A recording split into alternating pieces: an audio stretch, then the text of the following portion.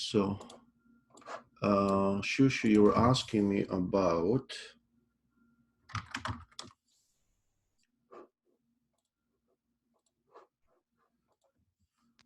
slim skeleton. There we go.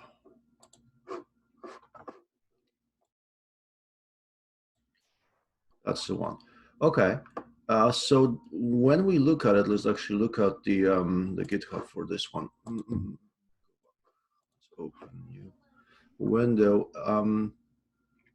Yeah. So what's happening here is they essentially they give you a structure for what they think you should start with when you're creating a slim project, right? So there is there is logs and there is some other directories. They also have a directory, I think, for tests apparently, but I'm not against it. I just never found a reason to use it because I guess I just do things my way, which is what I showed you, creating my own, cache and logs and templates and all that. But if you want to use it, I'm okay with that, not a problem. Just start with a new project, I would say, and see how that works. See what it actually does for you. And is it really necessary, right? I mean, they're doing something with a Docker, so that's definitely nothing that we are interested in. We're not doing Docker. But yeah, virtuals to the public. So in this case, your index and everything else will be in the public directory. Yes, so they have a slightly different structure. So what I would do if I wanted to use it, I would create a new test project just to see how that stuff works, and then once I understand it, then decide if I want to use it in my project or not. Okay, Shushu, anything else? Okay, I will try this because it looks like a very similar like MVC framework is and also simple. I want to maybe study something for the starter in this. Right, but this is not MVC framework. It's similar. It's simple. I install and try, and I find it the Which framework exactly? is it this one is this This one. one? No, but Yeah. this one is no. This is it. That's what we've been using, right? This is not MVC. It's a micro framework, but it's not model view controller. Well, Yeah, it's a little bit. similar, but not the same. Yeah, that's fine. So listen, if you wanna use it, all it does, as I understand it, it gives you suggested structure of where you should put your files. That's what I understand. I haven't used it. You wanna try it? I would create a test project, try it out, let us know how it went. Okay. Okay. But I don't see that there is nothing there is nothing that you cannot do with just using Slim the way we've been using it. Okay. Okay. It doesn't ask So maybe I don't use it I don't because think we it's need difficult. Yeah. no, I don't think we need to. I don't think it is necessary. I mean, I showed you a different structure which works for us. I don't think there is any advantage using this one really. Okay. Okay. Okay. Okay. All right, good. Let's see. Excuse me. Okay. Let's see what else we've got. So guys, I'll take any questions, anything else that came up in your projects at this point, I'll take those. Otherwise, there's some things I want to show you. Gregory, we have a question like about like when users logging with Facebook or other social media. Mm-hmm. How do we should we store that on database like just the URL or how it works? You know? Most of the time, so if you're using Facebook, they give you kind of a token, Facebook login token, right? And that's a token you're storing in your database, from what I understand. Let me take a look. Hold on a second. I got some. I'll have to dig in a little bit, but I had some examples of how to make Facebook login work with PHP. Just hold on a second.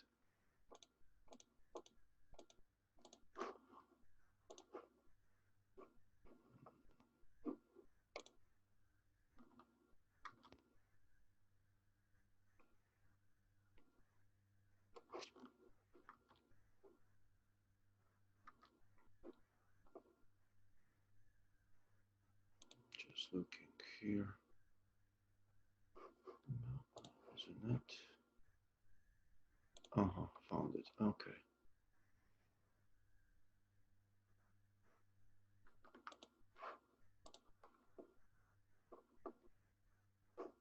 So I'm just going to look at this as a solution. Yeah, I'm going to show you. Don't worry about it. Just need to copy this over here. All right, let's see what we've got. What's the structure here? So we've got cart items. No, that's not interesting. Deliverables, order items. Nope. Orders. Let me see if I can find users or something similar.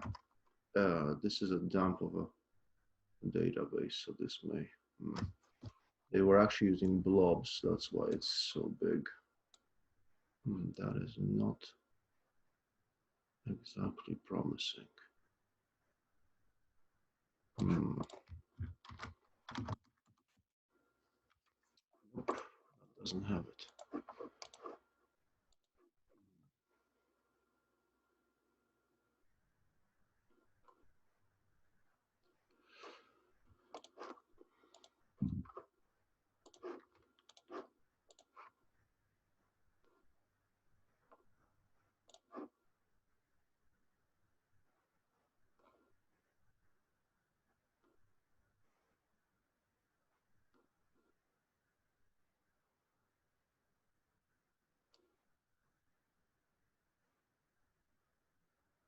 So what I'm looking at it here, and so what the other group was doing, they were storing the Facebook access token in the session, which is what you need to do, and the login. Let me just check what they did.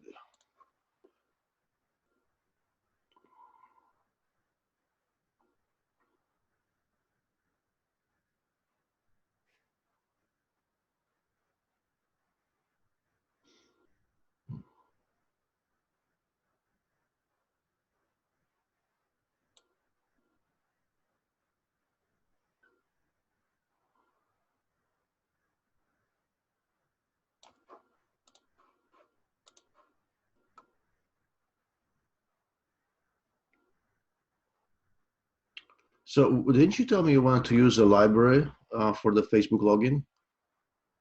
Yes. Can you tell me which library was it? It was one of the Just a second. libraries of packages, right? Something like universal login or Facebook login. Let's see. Hybrid authentication, was that the one? Yes, this one is for Facebook. I think that was the one you wanted. Oh, just for Facebook? I thought this was multiple. This I understood that this one is just for. Just let me check. Just a second. Facebook, Twitter, and Google. There you go. Okay, yeah, this one is for all of them. The other one was just for Facebook. Yeah. So let's see. Right. So here is a callback to the script or to the script that will be called by Facebook or another provider. Keys your Twitter key. Okay.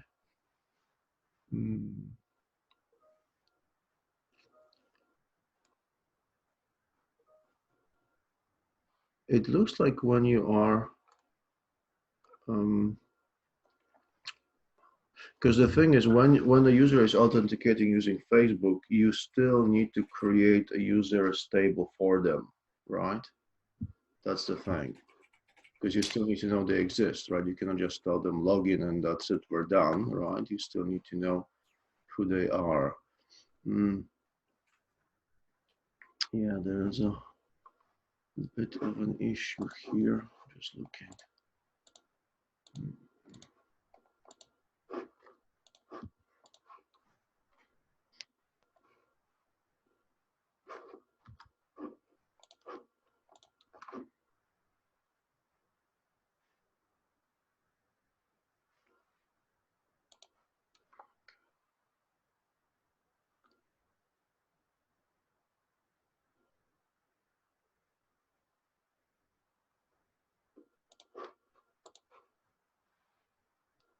Yeah, as I remember, they just had to have another.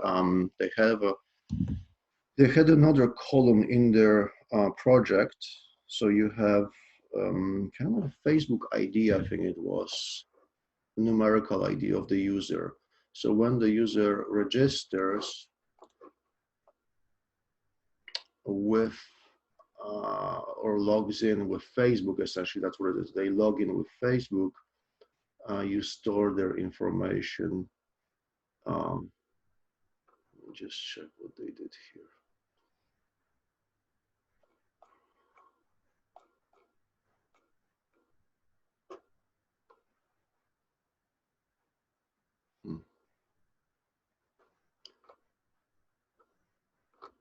Yeah, I can't seem to find the database, but essentially, I believe you need to store their Facebook user ID or some other universal user ID in another field. So you need another field in the users, right? If this field is empty, I mean null rather, then that means that it's a local user. And if it contains the ID, then it means it's one of those users that are actually registered in Facebook, Twitter, or Google. Right, so you add one more column that says I'll call it remote user ID or something like that. Okay, and I can use them like four of them if I'm able like to handle Twitter and everything. I can use just one maybe or What do you mean? No, hold on. So you have two cases when you're doing authentication with Facebook or others. You have two cases. One is the user says, "No, I want to register locally." So it's yeah. okay, fine. So you do the usual thing, email or username and password, right? Repeat it twice. We're good. Or the Mm-hmm. user says, I'd like to log in via Facebook. I say, okay, fine. But once they log in, you check, do they exist in your system? Because for the user to function in your system, uh, they don't just have to log into Facebook, which is just providing you with authentication and a proof, that the user is who they say they are. What you also need is a user record in your system, so you can link it to other tables. Yeah, like they have to register with Facebook as well, right? No, they already are registered. Yeah, no, but I mean like on my registration page, like They don't register. They log in. They just go. they No, just log in. no, they don't register. You only register for a local account. And if you want to, essentially, the first time you log in with Facebook Mm-hmm. is when you create your account. Essentially, that's how that works. Okay. Okay, and you know if I can get like name or something for their I'm saying, accounts or yeah, no? absolutely. There is a Facebook user ID, something like that. But again, you have to look at there must be some examples here. Authenticate with GitHub, hybrid of custom API endpoints, OpenID. Okay, multiple providers. Let's see. And this one. So what do they do? Yeah, right. Okay, there you go. So they have this thing get user profile, check what other methods are there, right? Mm-hmm. User profile. So they say display name. Sure, but what if I want not to display the name? I'd rather have their some sort of an ID. Who are they? Right? Because the thing is, if they log in, so let's say they log out, right, and then they log in again, how do you know it's them again and not a new person? You need to have some sort of a unique ID, right? Yeah, they So, still will be like will have an ID on the database, and but yeah, we have to know who they are. yeah. So you have a provider, which is another thing. So you may actually, if you're doing the multiple providers, you may need to add two fields. One is telling you who the provider is. Is it local, or is it Facebook, Twitter, whatever else you're supporting, right? And Mm-hmm. then so you see they have this link here with a provider, right? Which you need to know too. There's the config, Twitter, LinkedIn, exactly. And yeah, I think once you put this code in here, it will tell you, because they're essentially, instead of using, this is kind of like we're getting from the session, the username, right? From the session, they're getting it the same way. They're saying, from it's just, this is from PHP.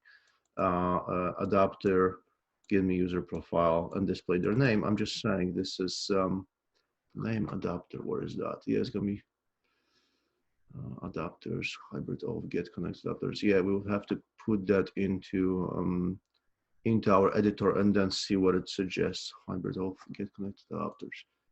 Yeah. Let's see. So what can it give us? Provider ID. Okay. Storage. Not sure if that's the one. Get user profile. Okay.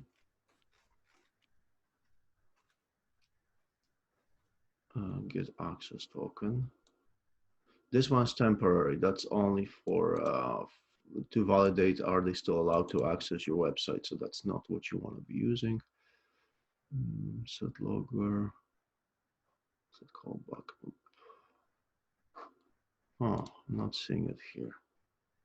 So let's go to profile. Maybe. Okay, so there is a unique user's ID on the connected provider. There you go. Here's your identifier. Right. So in the user's profile, there is probably is going to be a getter there or not. Is there a getter? No, this is all public. So you're just going to look at the identifier and save this, and that's the unique. There you go. Unique user ID of the connected provider. Okay, so that's what I think you should save in the database. To, so that next time they log in, you know that this is who they are. That's how you look them up. You look them up by the provider, because you want to be supporting multiple, as I understand it, right? So Twitter, Facebook, Google, and possibly others. And the second field you're going to add would be the identifier of the connected provider. Okay. Okay. So try that that one. out, you can come back to me with that, tomorrow or later, right? We can take a look at your code next time once you have it. Okay. But Okay, the way, thank you. but the basic idea is that you show that you allow the user to click on, login via Facebook. Let's say it takes them to the Facebook page, and then the Facebook does two things. It has to be able to call back. So there's always going to be a callback. For example, callback script. I'm not sure they show us that here. There you go. There's always going to be a callback script, which I guess in a simple implementation you could skip doing that in PHP Slim and just allow it to be a separate file, like what they do here. I mean, there's nothing terrible about it. You can just pretty much copy paste what they've got more or less and make some changes. But let's see. What the provider uses in storage. Yeah, you'd have to read more documentation about this hybrid off, but there's always going to be a callback, right? So this part, this is what Facebook calls back, meaning the servers on Facebook will access this URL you gave it to confirm that the user has been authenticated. And at the same time, or after that, the user will be redirected to whatever the URL you told Facebook to redirect them to after the login has been completed. Because essentially redirect them to Facebook and they have to come back. So you have to give Facebook two URLs. One is, well, who should Facebook call back during the authentication to confirm that user has been authenticated successfully? And then the second URL, where to send the user after the authentication has been completed, where to redirect to their browser. That's the way this usually works. Okay. Which could be simple. You could just send them to your index page, right? It doesn't have to be complicated. Or over a page saying, login successful, something like that. Got two. Okay. Okay. So in our database, we have we'll have almost all of our fields nullable, because we have to start them at the same one than the other ones, right? When the user logs in, you should be able to pull. You see, when you're asking for, when you are authenticating, you can ask for certain pieces of information. So let me just pull it out here for you. Hold on a second. I'm gonna look at what they did. Hang in there.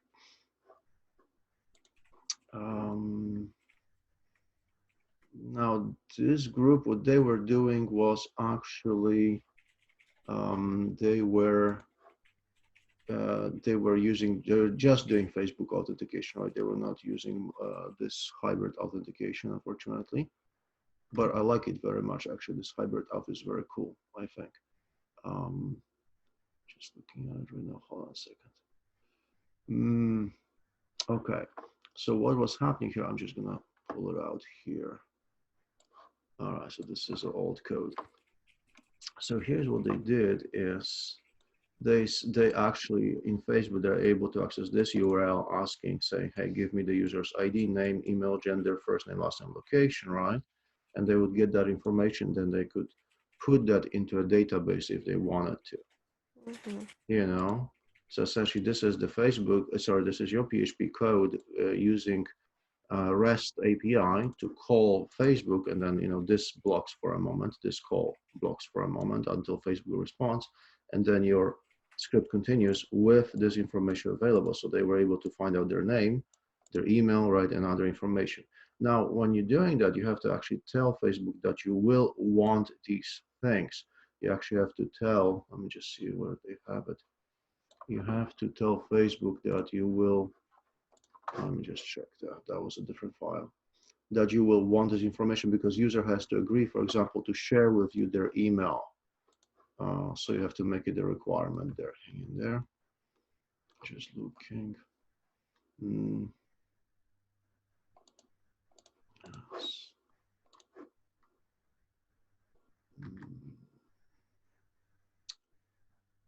FB off. Let's see if I can find this one.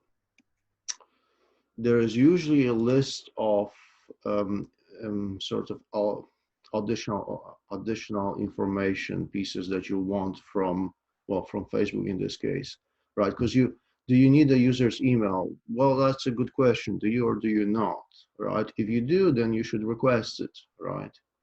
But there's some information, some basic information you're always gonna get, like the user's name and profile ID. This you're always gonna get. But if you want email, you actually have to tell Facebook when you are connecting your application to Facebook that you will want the email.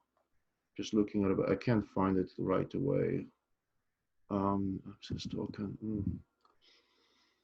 Oh, there, found it. There we go. Found it right here. So here's what it looked like.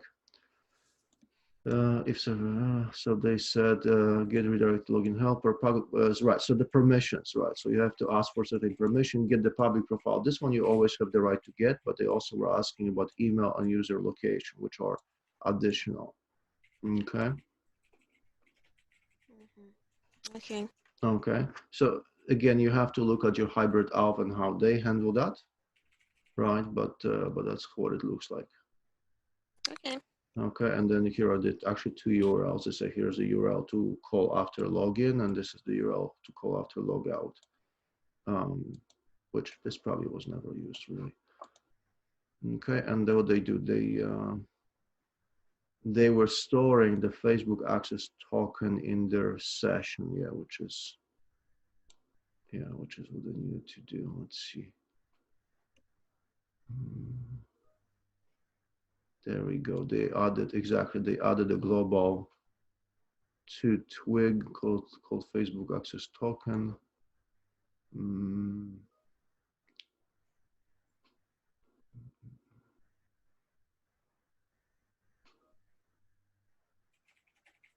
There we go. Look at that. Oh, So they said, so okay. select ID from users where Facebook ID is. So they actually had an additional column called FB ID, Facebook ID, right? Which was the numerical ID of the user who logged in, right? And then they were checking, did they find them, right? If I did not find the user, then I will create that user, because if the user is, so they check, is the user authenticated, right? Yes, the user is authenticated. So if I don't have that user in my database yet, then I create that user in the database. Okay, great. And they do some logging just to make sure they know what's going on. So they actually log it, right? The information, so they have it into their own log. Otherwise, otherwise they don't have to. They don't have to register the user because the user already exists.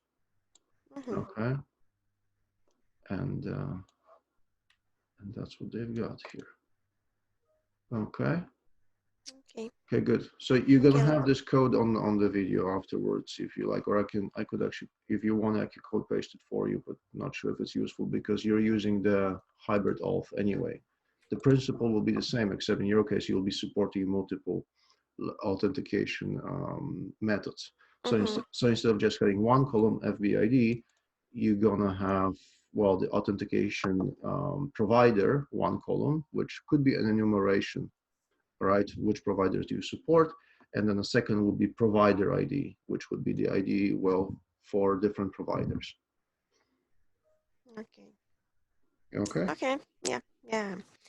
It clarifies a lot. Okay, Okay. well, Thank you, I Gregory. hope so. Well, you can get back to me on that Okay. in a day or Yeah. two once you try things out. But I would say that um, the key is documentation to the hybrid auth and the examples they give you and see how they work.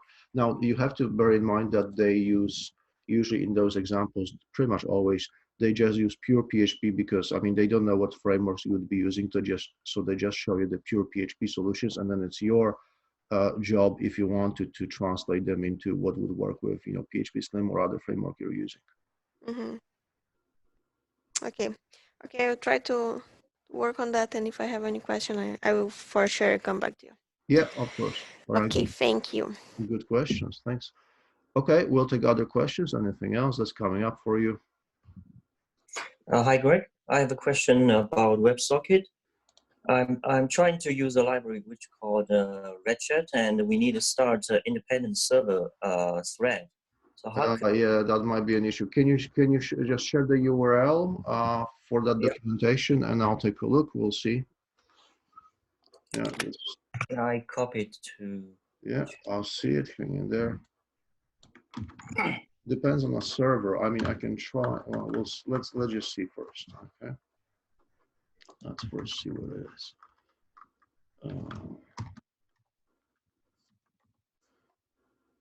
Okay. So deployment, right? So they're essentially saying you need to actually install a server, a Unix server. Yeah. Let's see, bug.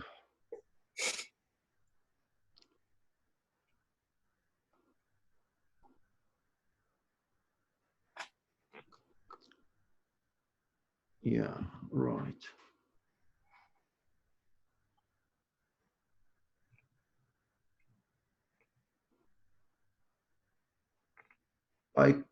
Now the question is, hold on a second. So they say to install a lib event. This is a PHP extension. Okay, so we unfortunately we can't ask our provider to install a PHP extension for us, regrettably. Well, maybe they'll probably won't want to install it, but let's first check what we have. Okay, so 9PD20. Actually, no, I was sure. I added, I think it was called info PHP. There you go. So I added a little file. The way it looks, it's actually pretty simple. Let me just show you what it is. Okay, so I added a file, and no, I don't have it here. Hold on. So it's going to be remote only. Let's get it there.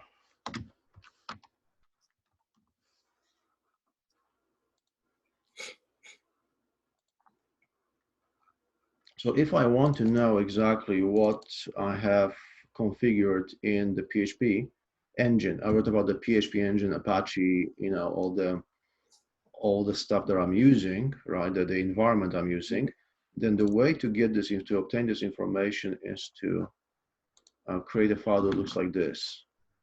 It calls one method PHP info, okay?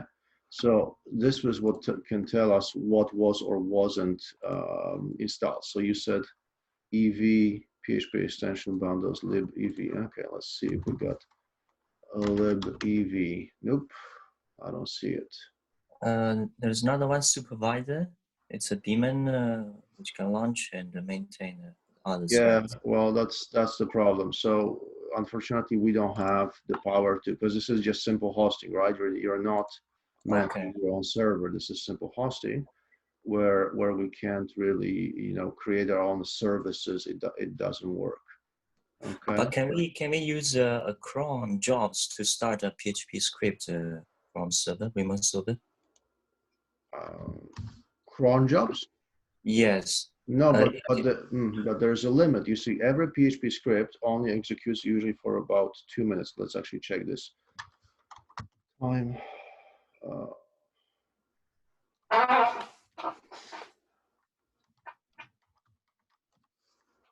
Just usually exactly. So there's the max execution time directive. Let's just check what that's to.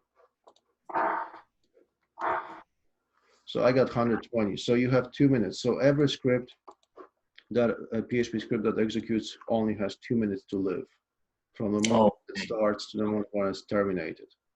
Then this is not something we can change, unfortunately. But cron jobs can we can set it to run every minute. We could try, but why would you? Just to restart this thread as a server. I don't think it's gonna do what you're hoping it's gonna do. Okay. Okay. Because remember, there's no continuity there, right? Every time you start a new PHP script, it starts from nothing. Yes. It's not a Java program, right? Java program you would start and just keeps on running. This one Okay. not. So that's why I was a little skeptical. And there's another group who wanted to do the video conferencing thing. There's another group where I'm not sure who wanted to do the video conferencing. Jean? Yeah.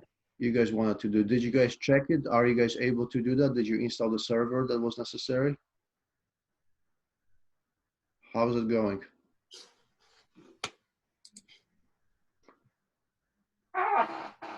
Because it's going to be a similar issue to this one.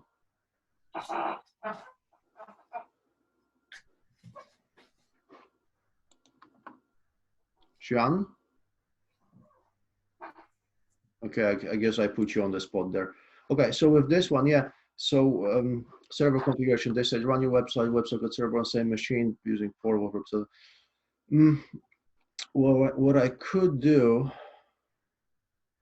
yeah, is the only way I can think of making this happen is that if I run a separate PHP server just for you guys, and I install whatever you want to have installed, right?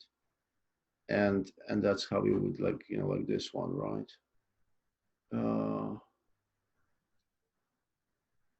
Right, exactly. Yeah, supervisor D. Yep, I could do that.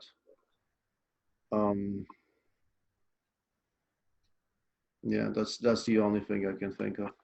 Okay, we can leave this function later. So it's not a essential one. Yeah, I would say let's wait with that. Okay. Sure. I'll have to think about it. We'll see also how the other group does with their software.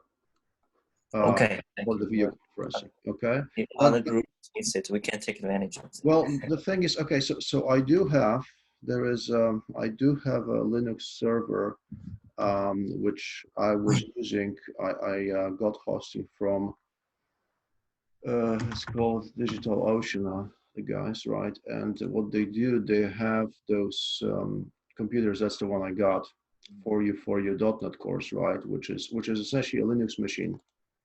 It's only, this is $5 US, so it's about $7 or so Canadian per month, right? And that works fine for your .NET course. I could do something similar for the duration of the course. It's just once the course finishes, I probably wouldn't want to be paying, or you wouldn't want to be paying $7 a month just to keep it going, right? So we could do that for the next few weeks, right? Yeah, well, I will leave this function later. So yeah. Just think about it. I'm just saying it's possible. It's possible. I have a lot of experience with system administration, like a lot. We're talking about thousands and thousands of hours. So I'm sure I could do this one. Okay, thank you. Okay, all right, good. Actually, I'm gonna just save this one for myself. So you said you want to use Ratchet. So that's the one you need. That's the Ratchet is what you want to be using, right? That's what you said. Yes. Yeah. Okay. I'm just gonna make a note to myself. I'll see if I can take a look at it later this week.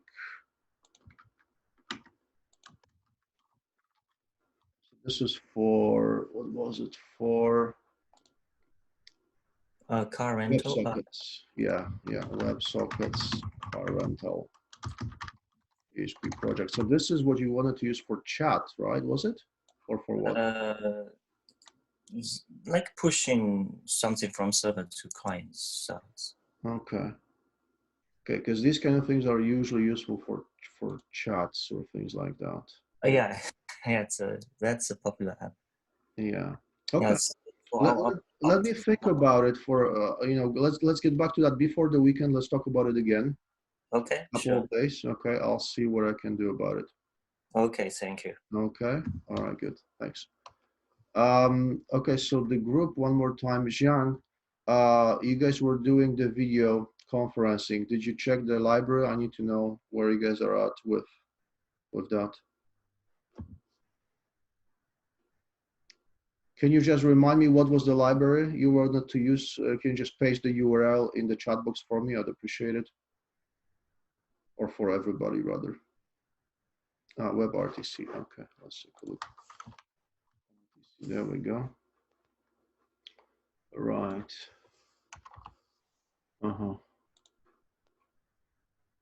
So did you manage to install that locally, get it working, get some examples working yet, or not yet?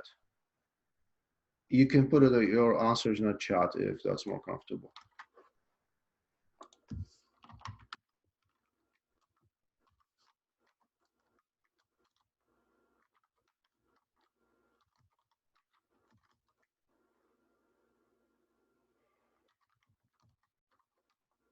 I take it as a no, that you guys haven't done anything with this yet.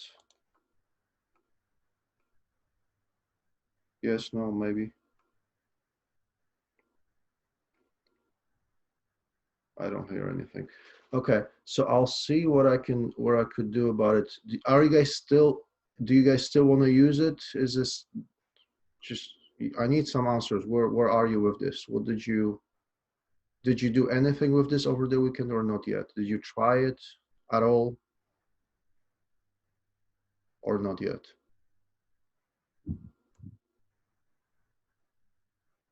There's no wrong answer or right answer here. I just want to know where you guys are at with that. His microphone is on, but we cannot hear him. Oh. So chat, so please use chat window. If the mic is not working, you can just type it in the chat.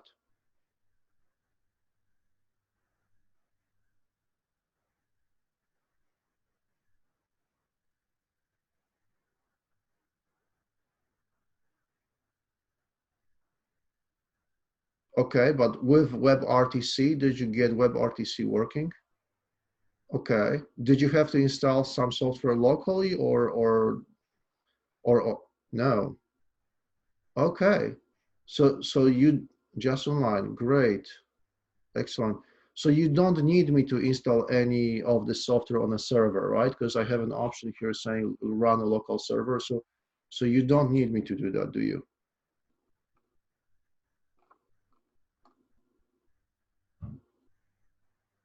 Or you don't know yet?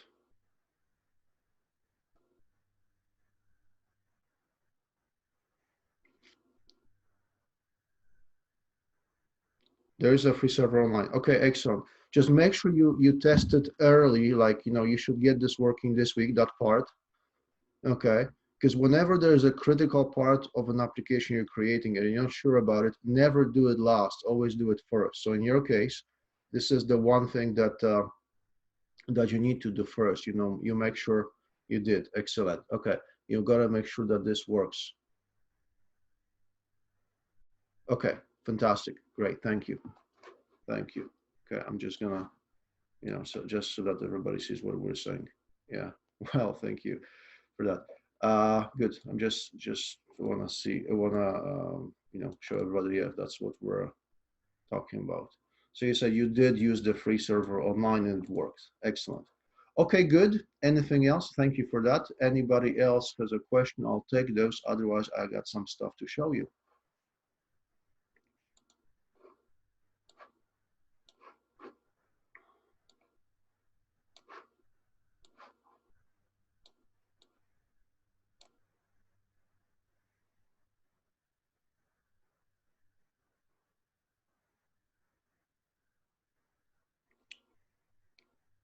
Okay, I'm not hearing anybody. So let's take a look at this.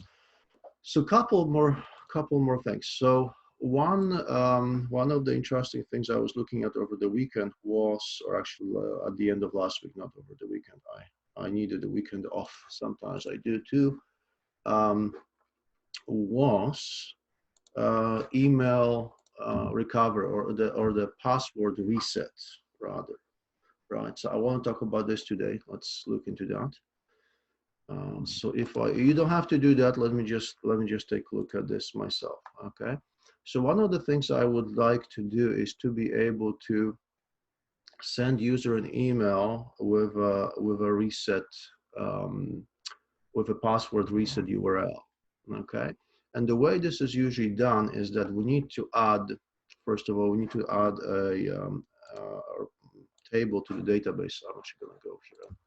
I'll just do that. Let's close what we don't need. I don't need it yet. I may need it later. So I got my file manager, and I need my phpMyAdmin. And what I'll do is I have my teacher. There we go, teacher. So what I'll do is I will add another table, which will help me reset the passwords. Let's see, add new. So let's call it password resets. Let's call it this way. So the usual ID, primary key, auto increment, right? Nothing unusual here. And then I need to know what's the user ID for whom I'm resetting the password. So I'm going to need an index here. Actually, I'm just thinking it should be hanging there. Should be unique, actually. We'll get to that. Because there is only one, at most, one password reset per user, right? A user cannot have two passwords resets active at the same time. So this one has to be unique here. And then two more things. There has to be expiry.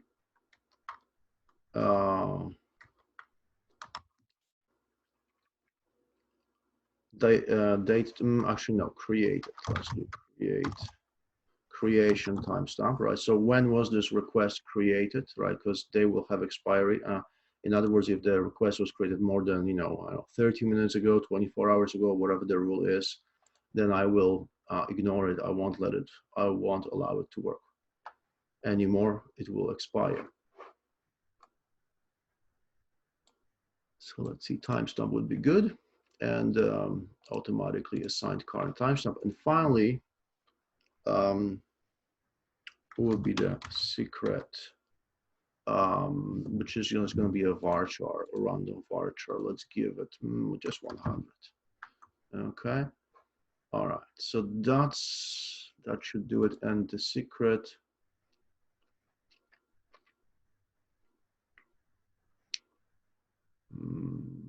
well, the secret should be unique as well, but I don't think I really. No, I don't care at this point. I'm okay. Yeah. Okay. Safe. Good enough. Okay. So here's my new table. Right, my password resets. So the way this is going to work is that the user needs to have another template, password reset template, which is, let me just think about it. It's a little similar to login. So I'm just going to copy the login. Let's see how that works. Paste. And then we'll do password reset HTML twig. And we'll say password reset request, right? Style sheet, sure, yeah. Header section, so let's see. There are no errors to show, really, in this case. It's just you send a request, we'll say if the email existed, then we'll send it, right? So that's all. And we'll say send password reset email, okay? And that is all there is to it. So oh, I have to type the password. Just hold on a sec.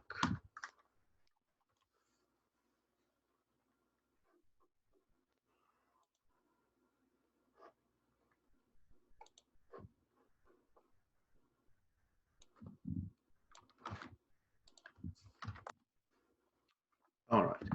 So then I also need password reset success. So I'm not sure why I don't have,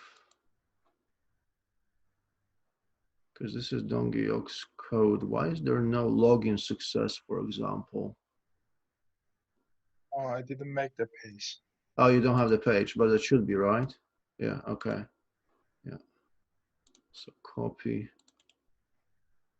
paste, and I'll have, so I'm gonna leave the login success because I don't care, but I need the password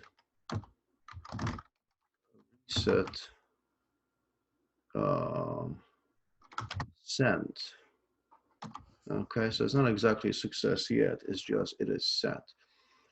Okay. But you forgot the HTML. Oh, thank you. Yes, I did. Yeah. Okay, so let's add the URLs. I'm gonna go to, yeah, I suppose here's okay. Hold on, didn't I have a separate one for the account? There we go. I have another one. Yeah. Yep, that's what I've got. Okay, so let's do up. Actually, copy this one. So here's my login, which will become my password set. And I don't have to be logged in for this. All I gotta do is just to render the template. That's all I'm doing here. So I'll say reset HTML twig, and here I'll, whoopsie, hold on, I'm going too far.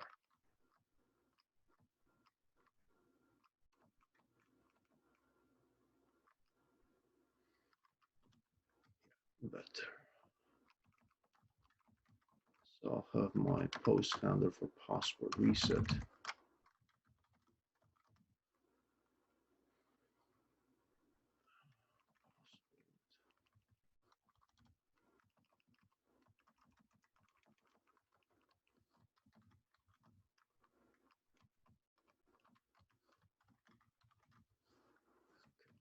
This way.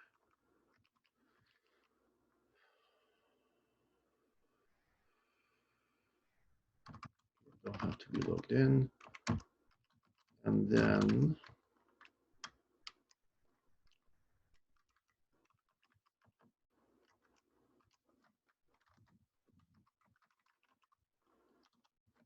check the email. Right. Check the email. So if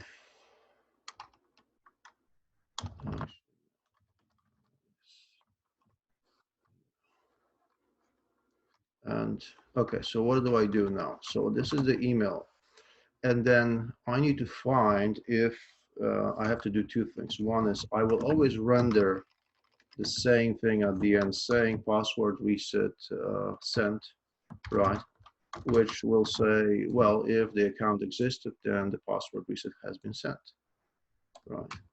So if password reset has been sent, if the account, if an account, not the account with this email. Okay, and I'll have here, click to continue. Email.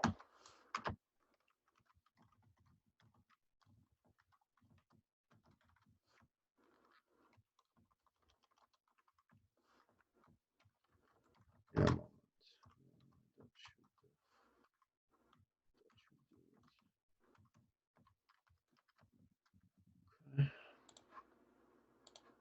Yeah. Okay, so I will render the error. Sorry, not error. I will render. We were on the account. There we go. Let's go there. So I'll render the password request. Yes. And then here, there must be an issue here. I missed something. Yep, most definitely. Okay, and then the interesting thing will be happening here. So I need to know if the user exists actually. So I'll grab them. I'll say DB query first. What do I need? I guess I'll grab the whole row. So I'll say select from users where email is, well, the email, right? And then if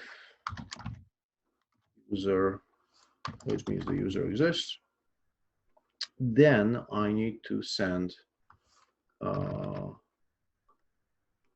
what's happening here? Return view.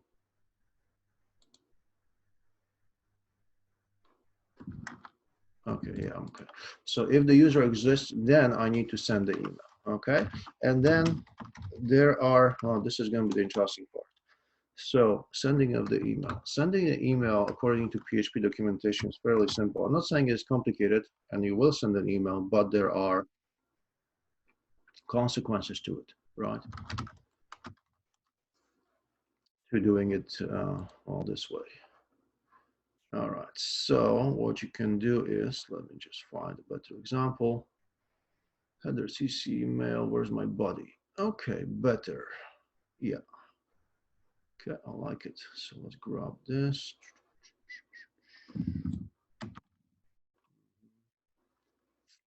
Could actually put an email as actually that is a great idea. That is a great idea. We should actually create password reset email twig, because well, emails these days are HTMLs too, and I don't really like having this. This is actually pretty terrible in my PHP. So what I would do is I would put it here and I would say title is, you know, password reset, and I'll say someone requested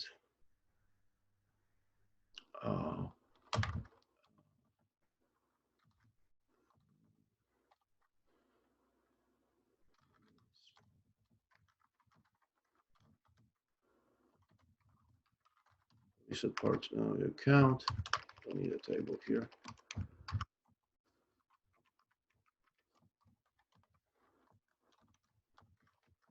Hey, href.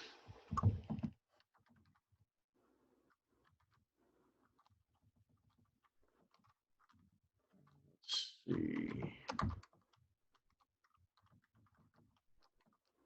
Let's do it this way. Href, and we'll say now we'll have to give our URL back. So the URL for me will be HTTPS really, but I'll go with HTTP, and we'll say teacher ipd20.com/pass reset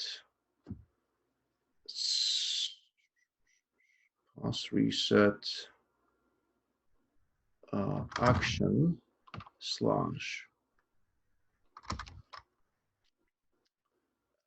secret. Go. Click. Set your password.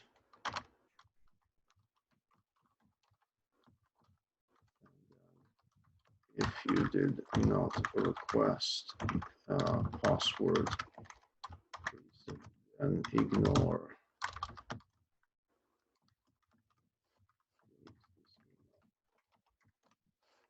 Okay, I think that's good enough. So let's see. Now my sending, who do I send it to? Well, it's pretty easy. It's to the user that I, so to the email, right? To the email that I just got the request for. The subject will be password reset. And the message, well, the message will be the rendering. So I'll say message equals view render. I don't think I really need the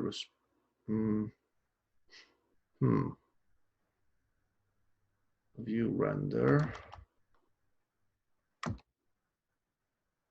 That is a good question. Can I render it without it being a response? Because you see what I'm doing here is, yeah, maybe it may be okay. We'll see if it messes things up or not. Maybe it won't.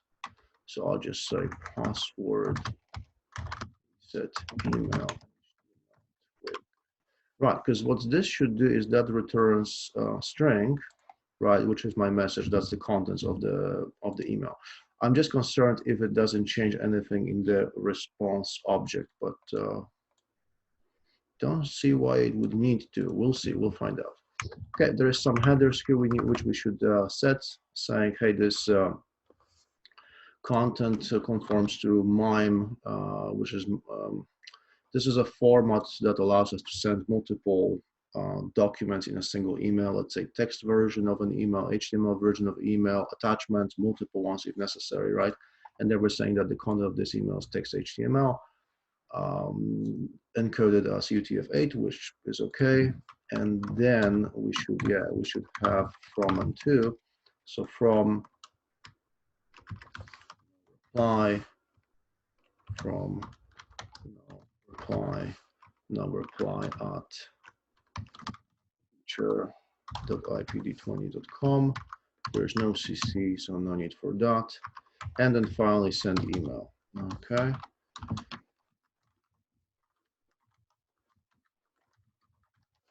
Okay, looks good. Let's see what happens. And of course, I'm missing the one more thing here. So I said that when I'm rendering, I will provide it with two pieces of information. One is the email. That's the email. And then the other one was the secrets, which brings me to another thing I need to do, which is I need to actually generate the secret. And I need to generate the secret. And I also need to save it in the database. Okay. So my generating the secret is pretty easy. All I have to do is let's just see PHP generate random string. There we go. There we go. That's the one I've used before. It generates a nice string made up of digits, lowercase and uppercase letters, which is all that I need. And all I have to say is, whoopsie, hang in there. Just gonna put it somewhere. Somewhere here is good. So generate random string. Right. Yeah, let's not do that.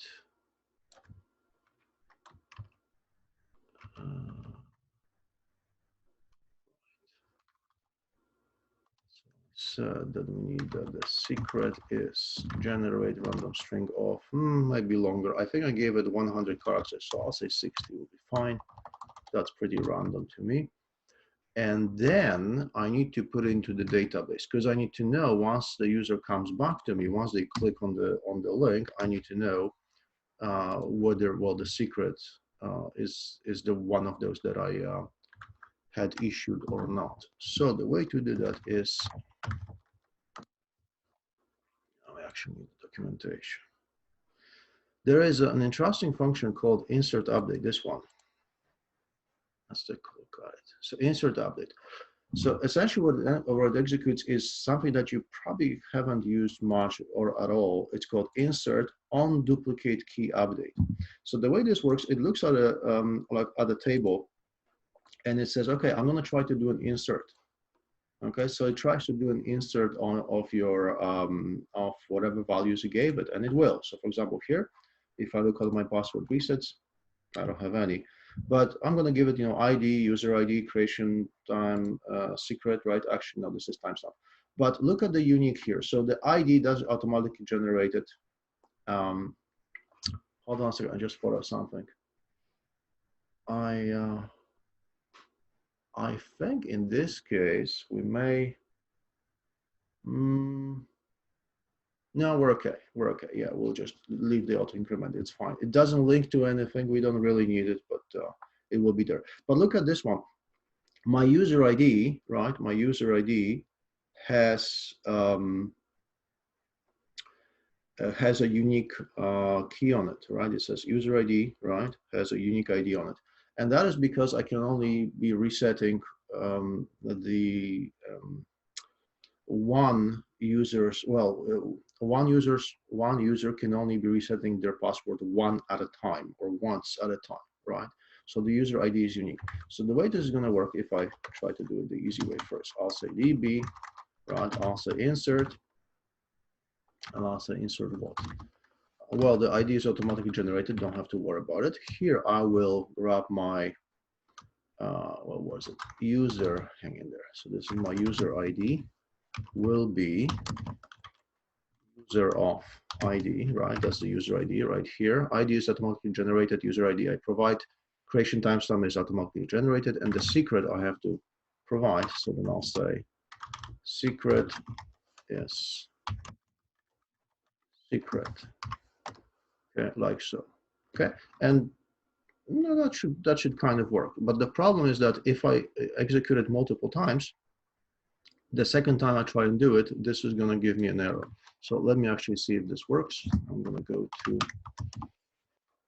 and I'll say register, and I'll say, now I have to give it a real email. And let's go for real email. So send it away at hotmail.com. And I said send it away. Password send 1, 2, 3, 4, 5. Send 1, 2, 3, 4, 5. There we go. Okay, so I'll register. Worked. I hope it worked. Oh, so I get logged in automatically. Okay. Okay, so then I'll go to my password reset request. I think it was. Let's just, so I should add this URL somewhere in my register. Password reset request. There we go. That's what I need. Okay, so I'll, if I enter anything, there should be an error actually here now that I thought about it, right? Because, I mean, what if I enter something that or doesn't exist at all or doesn't look like an email? Maybe I should show an error. But in this case, I'll say, well, send it away at hotmail.com, which was my email, right? And I'll say password reset, beautiful, failed. So it says microdb insert is, oh yeah, I forgot the name of the table. Yeah, so the table is, I think it was password resets, password resets, yeah, no typos there. Okay, let's save this, let's try again. Okay, back here, so reload. Okay, so mail expects parameter 3 to be a string, but an object was given. So there are some issues there, definitely. Someone requested, yeah. Okay, so I got, yeah, it did mess things up. Okay, so unfortunately, this line, you see, what I rendered here ended up being part of my, So I have to find a different way to render things from Twig, unfortunately. Yeah. So this is not, because it adds my my email content to the web page, which is what I want to avoid. So I'll have to fix it. Okay. And then there's a second thing is where, well, third message apparently was an object and I need a string. So, okay, let's just check that. How do I render? So twig render to string.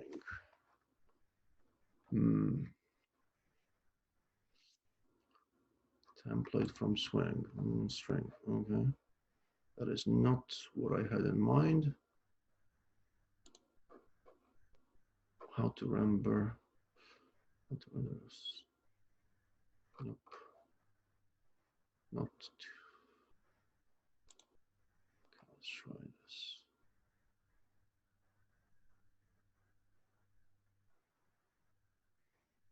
Okay. Interesting.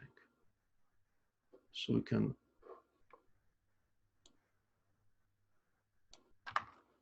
see if this would work. So if I just drop this, see if that makes any difference. Expected TSR. Yeah, apparently I can do that. View.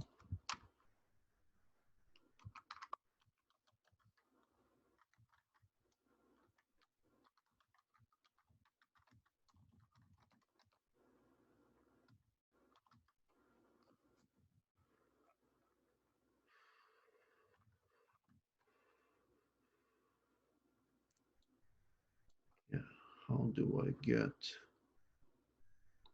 Network environment. Okay, let me see if I can get access to this.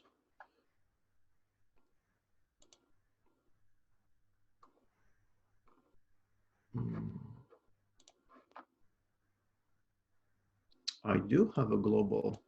I do. Okay, there we go. So I have a global twig variable, which is where I could use to render my email. Okay, so that's what we'll do. Okay, beautiful. Yeah, so let's do that. So I'll say global twig, which will give me access to, as I said, to this variable, which from what I just read, it should allow me to just render a twig into a string, which is what I need. So I'll say twig render.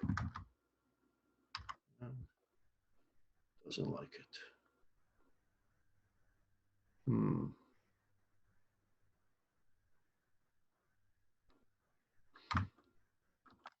Let's see if I can do that one. Twig load. Can I do twig load?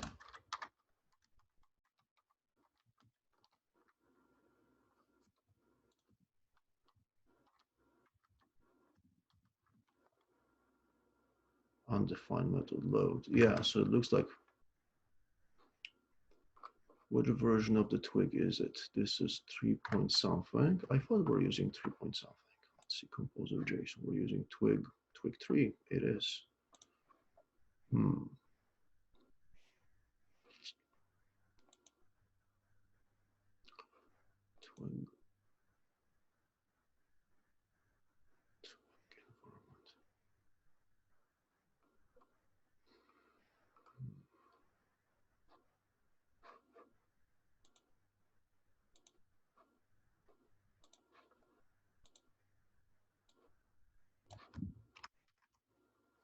That's unfortunate.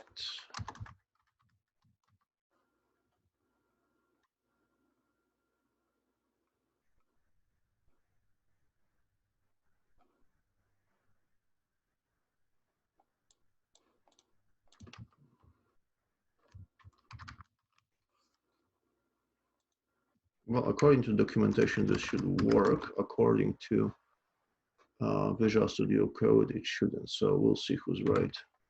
Okay, I'm just gonna one more time do the password reset, just redo, continue, and okay, internal error occurred. Okay, good. So that's a different story, and that has nothing to do with our twig, but this is the error I wanted to get into anyway. So what happened right now is that I tried to insert twice the same record, the record of the same unique index, right? So if I look into my logs, here's, oh, unable to connect to the database. Okay, that is not what I expected. Oh, hold on. I'm looking locally. I need to be looking at logs remotely. Oh, that was funny. Let's go to File Manager. I need my logs over here. Teacher logs, error log. Let's do view. And it says, there we go. Insert into password resets values 9. Right, and the error is duplicate entry 9 for user ID. Why? Because my user ID, I imagine, is 9, and I'm inserting the same record twice, right? Because there already is a record. If I look at my password reset here, you see I already have 9, I already generated the secret, right? I know the email didn't quite work yet. We'll work on it. Okay, here's my secret. Come on, there we go. Here's my secret, and the user ID is 9.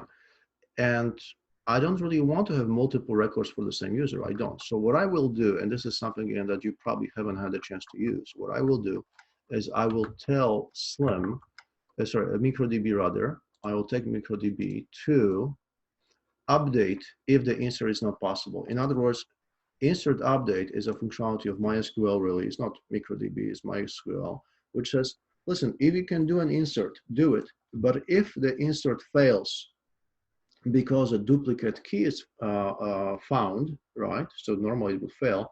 Then instead of doing an insert, go and do an update. Okay, and that is exactly what it's going to do. So that's what the syntax is. So we'll say, hey, insert update, and then we have to give it a where. See this chunk, this is the where clause, because when you're doing an update, you're saying, well, update these fields where, right? And then you give it the rest of the info. So I need to give it the where, and I need to change it into an update. So let's do that. So I'll say here, insert update, right? Those values, where or what? Where user ID is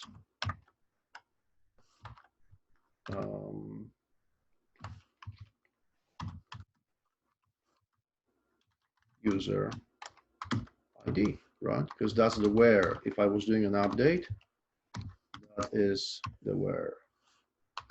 Okay, that should do it. So now let's look at the rest will still fail, but at least that part should work. So look, the secret started with VN, right? That's what I have right now. If I look at, let's click it again. VN is what it starts with. It should change when I reload the page. I can't do that. I have to do. Let's see, password request one more time. Send.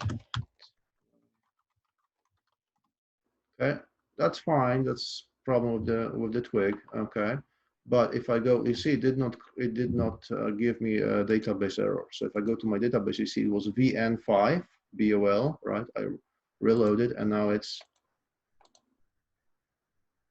it didn't change. So that is not good. That means something did not work. VN5 BOL, either that or my random string isn't very random.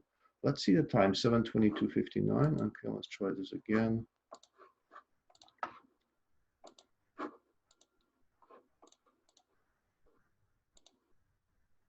It's not changing. Okay, so I seem to have another issue there. User ID secret. Right, because my timestamp also has to be updated, and now it isn't. Yeah. User ID, secret ID. Yeah, that is strange.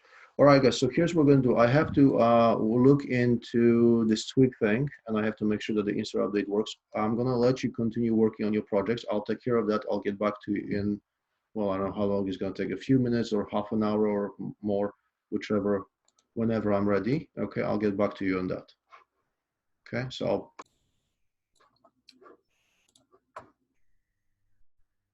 let's take, if you could take a look at my screen, we'll continue. So there's a few changes that I made. So one is I added email validation, and I'm doing the same thing we did with filter var, but I'm doing it in a slightly different way, because I'm not actually checking if filter var succeeded or not, because the way filter var works, it returns one of two things. Either it will return my email if the email looks like a valid email, or it will return false. Right? So normally after this, I would actually have an if here around filter var. I don't. I just assign it back to variable email. And the reason I'm doing it because, well, if the email doesn't look like a valid email, then the $email, the variable, will have value false. And when the query is run, well, let's select from users where email is false. Then what? Well, there's no email false. So I just simply will not be able to find a user with that email, which is okay, right? So the email string false will just never be found anyway. So in this case, that's okay. Just remember, this is not the way we normally do it. Normally we put an if around here. Exceptionally, in this case, I just don't need to, because this query will just won't find any matching user anyway. Okay, so that was one thing I added. Second is, yeah, I had a little glitch here. So this is actually not a where, it's what needs to be updated if the insert fails, right? So if the insert fails because the user ID wouldn't be unique anymore, then set secret to that value. That's what I'm doing, okay?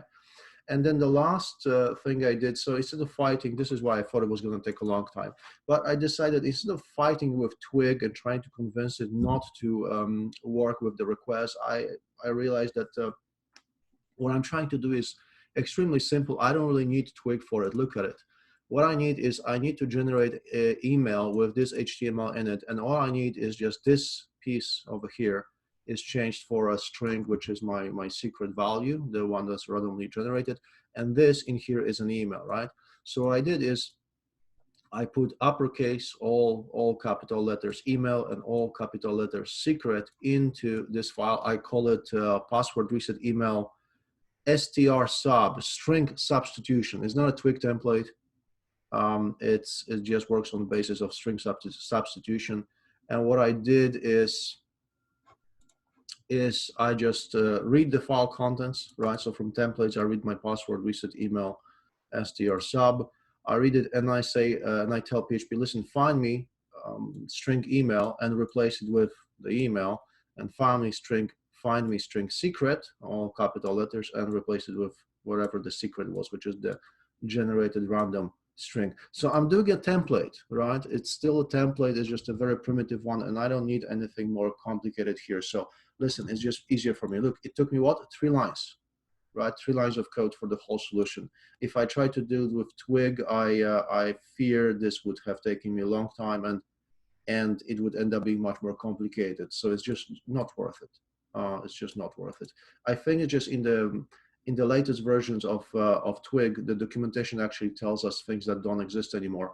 I think in the latest versions of Twig, when you render, you always have to provide it with a first parameter, which is the HTTP response, which I don't have because I don't want to render the template into an HTTP response. I want to get the string. So as I said, this one seemed like a 3-liner solution, simple, effective, which is good. There is no danger here of any kind that I can tell. I mean, I already validated that the email looks like an email and the secret is something that I am generating, so I'm okay with that.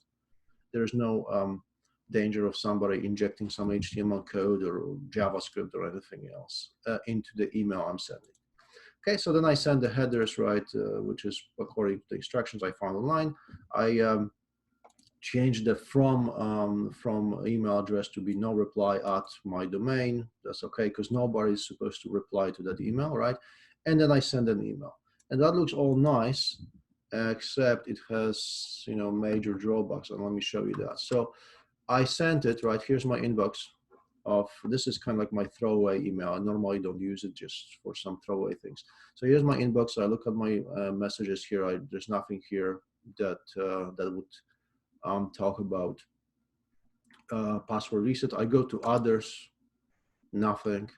And then I go to junk email, and there we go. Here's my password reset, right? So this method works, right? Which is good, but unfortunately, it sends an email that many of the systems will classify as junk, right? So yeah, we could do better, okay? And I want to show you a better way to do that. So by the way, let's look at what happens here. Yeah, my HTML is off. You see this ended up being, yeah, I have to fix my HTML. Hang in there. I think I didn't close my A. Yep, that's what it is. My A draft wasn't closed, so I'm gonna add the closing here. The rest looks okay. All right, so let's look at the link address. I'm going to copy just so that we see it. Here's the link that you see on top, right? So teacher IPD20/pass reset action. And this is the secret, right? That is the secret. Okay, so I'll go here and it's going to say, yeah, something went wrong. Sure, I agree, because, you know, the address wasn't found because I haven't actually implemented it yet.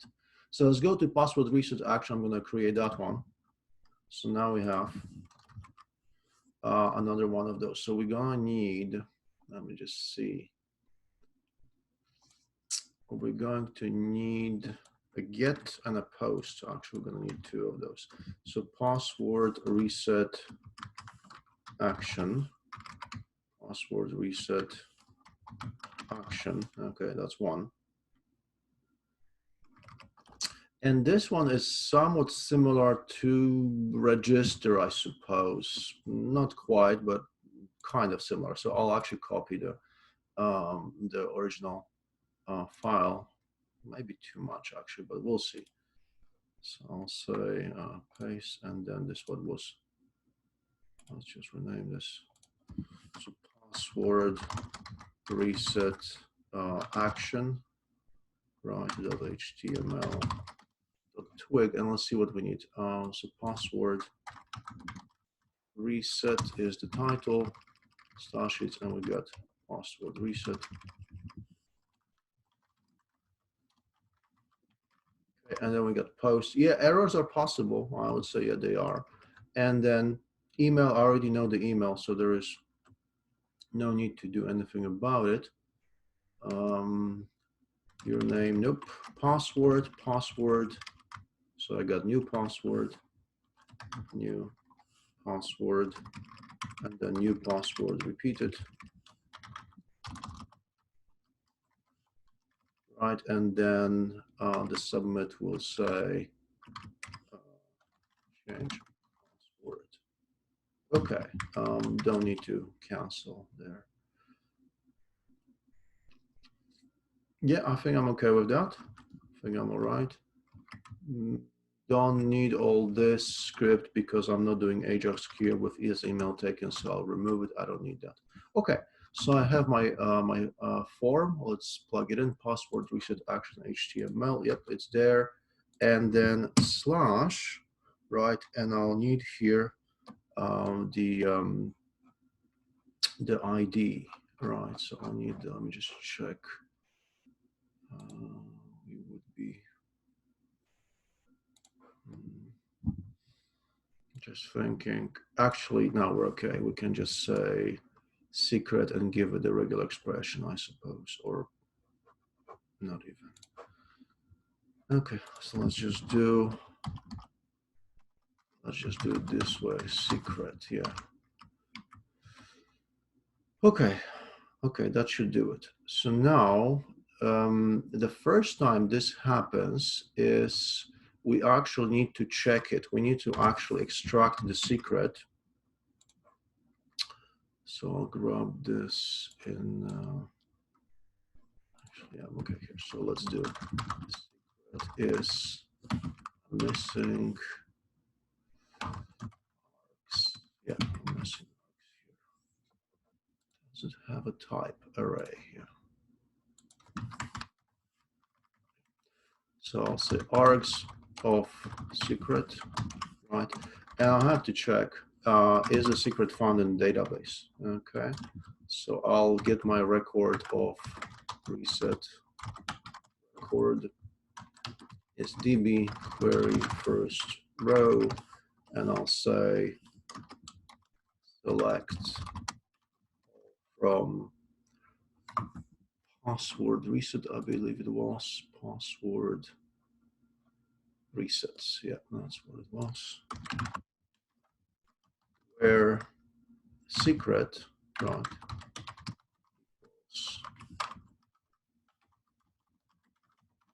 Secret, right? And now if I did not find it, I have to say so. So I'll say if not set record meaning what, not found.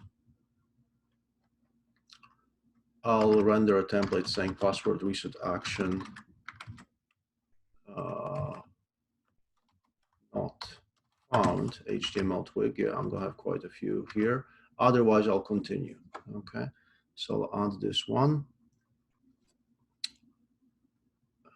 Let's just see. This will be similar to send. Copy, paste. Yeah, the amount, the number of templates grows fast, right? I mean, by the time you guys are done with your applications, you're gonna have probably 30-ish or more of those. So let's see, password reset send copyright, and this one will be password reset action not found html.twig.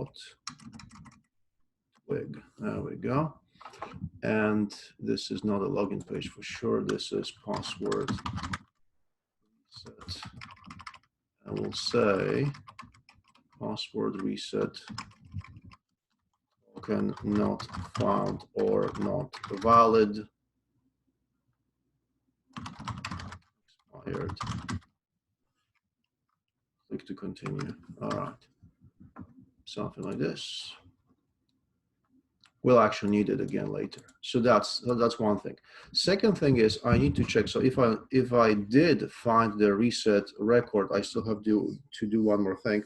I have to check my my timestamp. Okay, there is some message on the chat.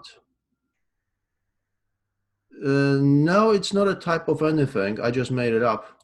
It is an HTML file inside. You're right. I could. If you really want to, I could call it .html.str sub. I just made it up. The extension str sub, I just made it up. Okay. Let me just fix this now. So it will be, yeah. I just made up an extension because it's not a twig, right? It is not a twig. Okay, so let's go back here. Password reset. Right. So then, if my password reset worked, I need to check if password reset has not expired. Right. That's why I have the timestamp. So I need to check. Now the timestamps are in UTC. So I need to. Let's see if Google can be helpful here. PHP get UTC time. There we go. They say M date. Okay, GM date apparently works fine. Okay, excellent. And then let's see. PHP compare MySQL time stamp to current time. Sure. Yeah. Let's see what we'll find. So they say, oh, beautiful. Oh, this is so nice. Okay, so we'll need to translate the timestamp to time. Now you probably remember that from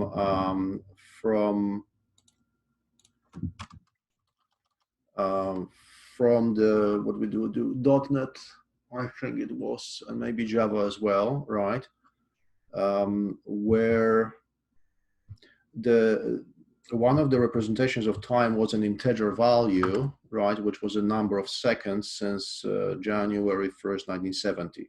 So in this case, if I do str to time, that's what I'm getting. It's going to be a long value or integer, but probably a long value, which is a number of seconds since 1970, January 1st, right? So I'll use that. So I'll grab my time from the database, which was creation TS, that was the name. So I'll say creation TS is going to be my set record of creation TS, right? So this is the timestamp. This is a string I'm pulling out from the database. What's the string? Well, this one, you see this one, 2020, 05, 04, and so on. That's my UTC, right? I didn't create this reset at 7 a.m., right? So it would be, so the timestamps are created in UTC time. Thank you. That's no good. Hold on, something's not right here. What is the time zone? 05, 04.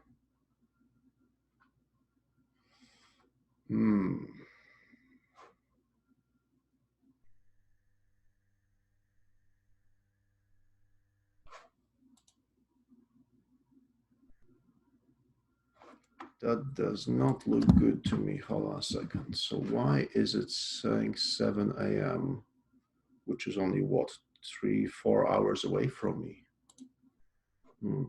Current. I'd have to check what is the current.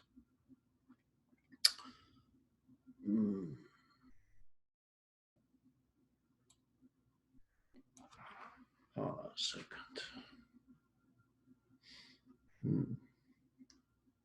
Yeah, I don't like that. There is an issue there. I'd have to check the documentation. What is the time zone currently set? You know. Yeah, because that doesn't seem like any realistically usable time zone for us. Gregory? Yeah, go ahead. In the PHP admin said PDT, Pacific time. Pacific time. Oh, where was it? It was in the in the info. You mean the in IPD? Yes, in the PHP admin, I found it. PHP admin. That's where it said. Wow. Hold on. Where did you? I'm curious. Where did you find it? Somewhere here? I'm not seeing it here. Variables. Or yeah, time manager, and I searched John. Zone. System time zone, time zone. Okay, let's see this one. That's not what I wanted. Yeah, first one. PDT. Yeah. Wow. Current PDT time. Why on earth would they do that? It's a shocker. Okay, well, we'll have to go just work around it then. Yeah, because I don't like that. So generally, there's two solutions. Either you do local time, which would be Southern Pacific time. Isn't that like California? Well, I think that's what it is, right? That's what they're doing. It's like California. Yep, that's what we're talking about. Okay, so we're talking about the West Coast. Fascinating. So I suppose these guys would be in Vancouver in that case. That's why it is. Okay, because you're dealing with three time zones. There is the UTC, which is what I usually go after. There is the server time zone, which is in this case Vancouver, I imagine, because these guys are Canadian, so they must be in Vancouver. I thought they were in Toronto. That is so weird. I thought they were in Toronto, but maybe they're in Vancouver. And then you have also the client time, which is, we are in Montreal, right? So three settings. I'm thinking, hang in there. There is also another issue here. There's a couple of issues here, actually. So before we get to that time zone, the other issue is that when I'm doing the insert update, there's another glitch there. When I'm doing insert update right here, I'm updating the secret, but I'm not updating the timestamp. So for example, if somebody created a reset a few days ago and they never used it, and now I request a new one, well, it generates a new secret, but the timestamp is not updated, which is actually bad for me, right? Because that means that the request will still be seen as expired. I'm thinking, so let's do it in a slightly different way. Okay, hold on a second. Let's take control over this. So we'll do password resets. Structure. Let's change this. Instead of creation date time. All right. We'll say, so timestamp, I'm just going to give it date time, which is almost the same thing. And I'll say default is none, and it is not nullable. Okay, I'll say save. There we go. Let's see what happens here. Okay, good enough for me.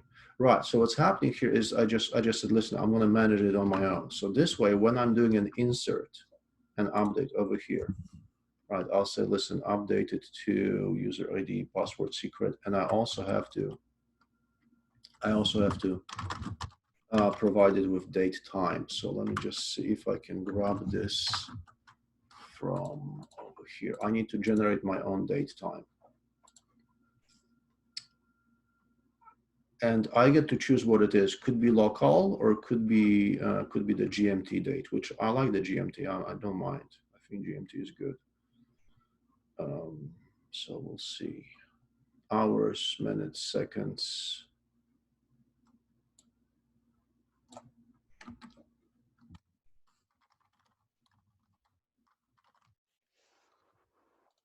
Let me just test something here.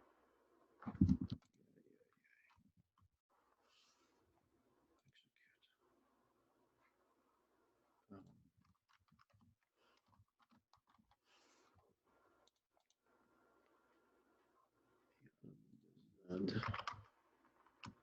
I don't need. There we go. Okay, so this is the current time in GMT, which is what I'm fine with. Yeah. Okay, so I'll use that. I just need to decide on one time zone, or either it's my local or the server or GMT. I like GMT, which is Greenwich time. Okay, so daytime, right? And then I'll say in that case I'll the secret, and I'll say also. Say that creation, hang on, creation, was it daytime? Creation date time, yeah. Creation time is date.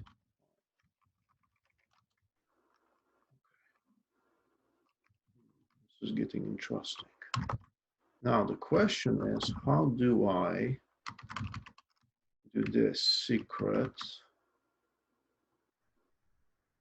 How do I do insert update with multiple values that I want to update? Because I want to update the secret, but I also want to update the date time.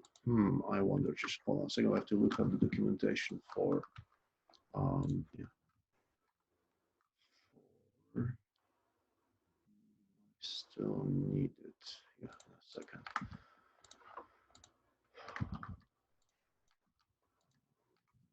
Did this, did that, okay, all right. So let's do microdb.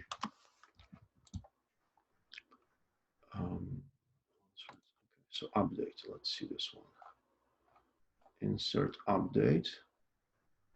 So they say that the second thing could also be an array with possibly multiple values. Okay, good, I like that better, yeah. Okay, so I'll say, listen, if I can do an insert, that this is the values to insert. If there is if there is an issue with doing an insert and it will fail because of a unique index, then instead do an update with, excuse me,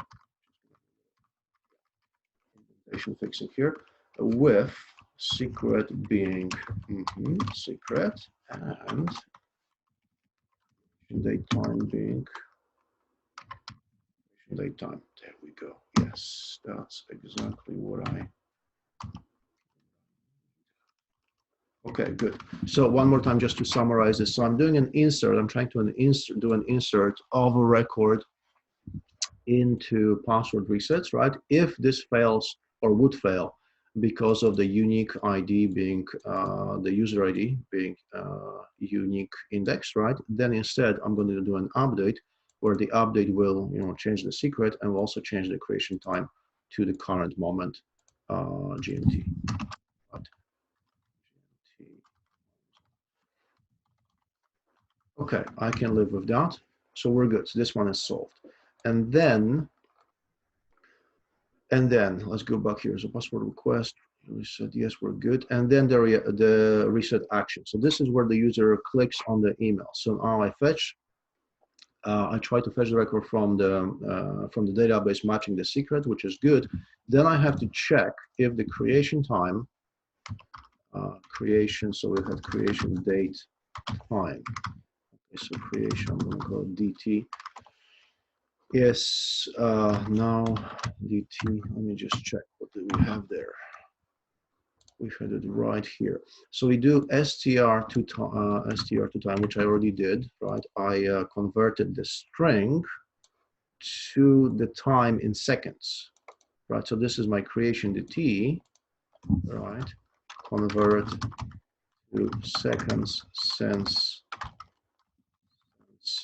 January 1st, 1970, which is also known 1970, which is also known as Unix time. Okay, and then I'll say now dt is. Do I have to actually do that? No, it's just time. Okay, so current time. Right, and then I'll check the difference. Okay, so how far can I go back in time? So I'll say, well, listen, if now dt minus, so now is greater, right? Minus creation dt is greater than, and then what do I want? So I say 60 seconds per minute, and I'll have let's say 60 minutes. So actually 60 seconds per minute and 60 minutes, right? So this would be what, 1 hour, right? So 1 hour is the time that it actually works. Sorry, Gregory. Yes, go ahead. Now daytime is client time or it's UTC time? Oh, thank you. Good catch. I think I need to ask for the GT time. You're absolutely right. I had it somewhere there. I had it right. GM date. Yep. So what I have to do is the same thing I just did below. Thanks for catching that. I need to do this. Probably there is a better way to do it, but this one's good enough. Okay, so string to I'm sure there is a better way to do it. So essentially, I'm taking the current GMT date, I'm formatting into a string, and I'm reversing the formatting to get an integer value. So as I said, there must be a better way, but this is good enough for me. Okay, so now date time minus creation time is, and I'm gonna say if it's greater than 1 hour, then it's time to, I would say, remove the record, right, and tell the user that that it was either not found, oopsie, it was either not found or it was expired.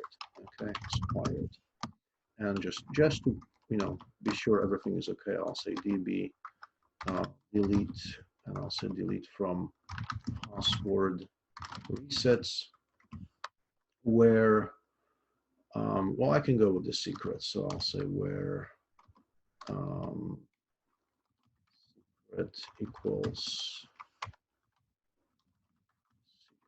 good enough for me. Unless this is not, this should be okay. Okay, so I will. So if it's expired and I know it, I'll just remove the record. Okay, just to keep it clean, and then I'll render the template saying that either the key was, the secret was invalid, or it was expired, which is fine. So again, I'm not varying the messages. I'm printing out the standard, the same message. Okay, so now if I found it and it was not expired, then it's time to allow the user to reset the password.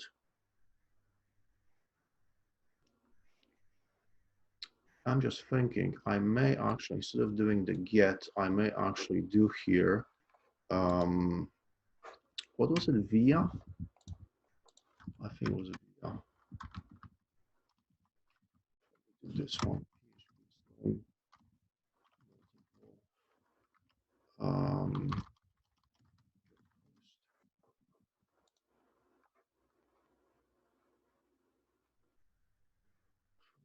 Yeah. Map. No, it's called map. All right, so let's do this. Because I'm thinking this part will be fairly similar in both cases, right? Both for get and for post, right? This part, this whole thing, right? This applies both for get and for post. It does.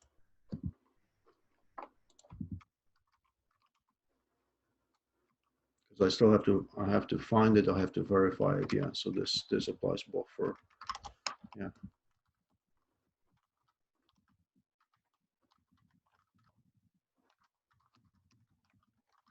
Get and post, okay. Okay, good. And then we'll say, well, am I, so if I am receiving, let's see this one.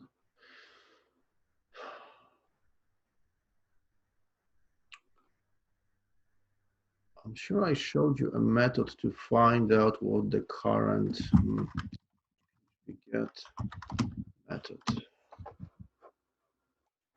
Slim rather.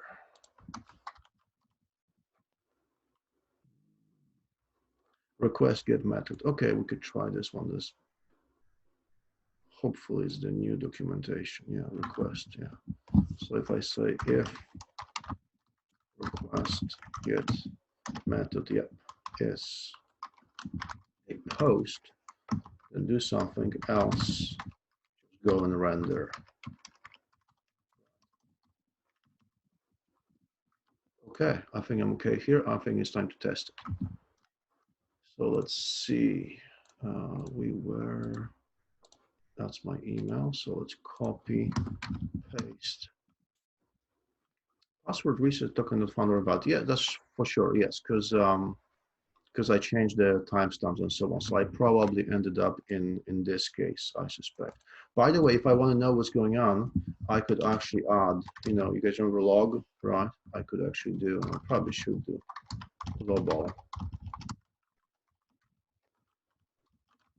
log. I should probably say log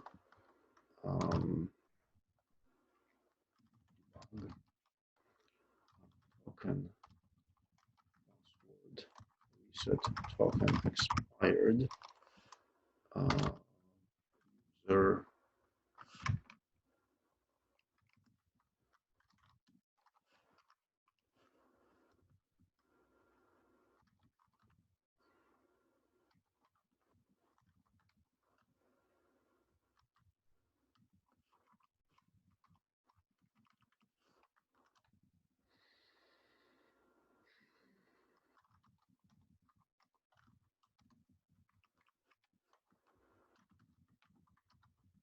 okay, something like this. Would be one thing. And here, what I could do the same thing, saying password reset token not found. Right, and just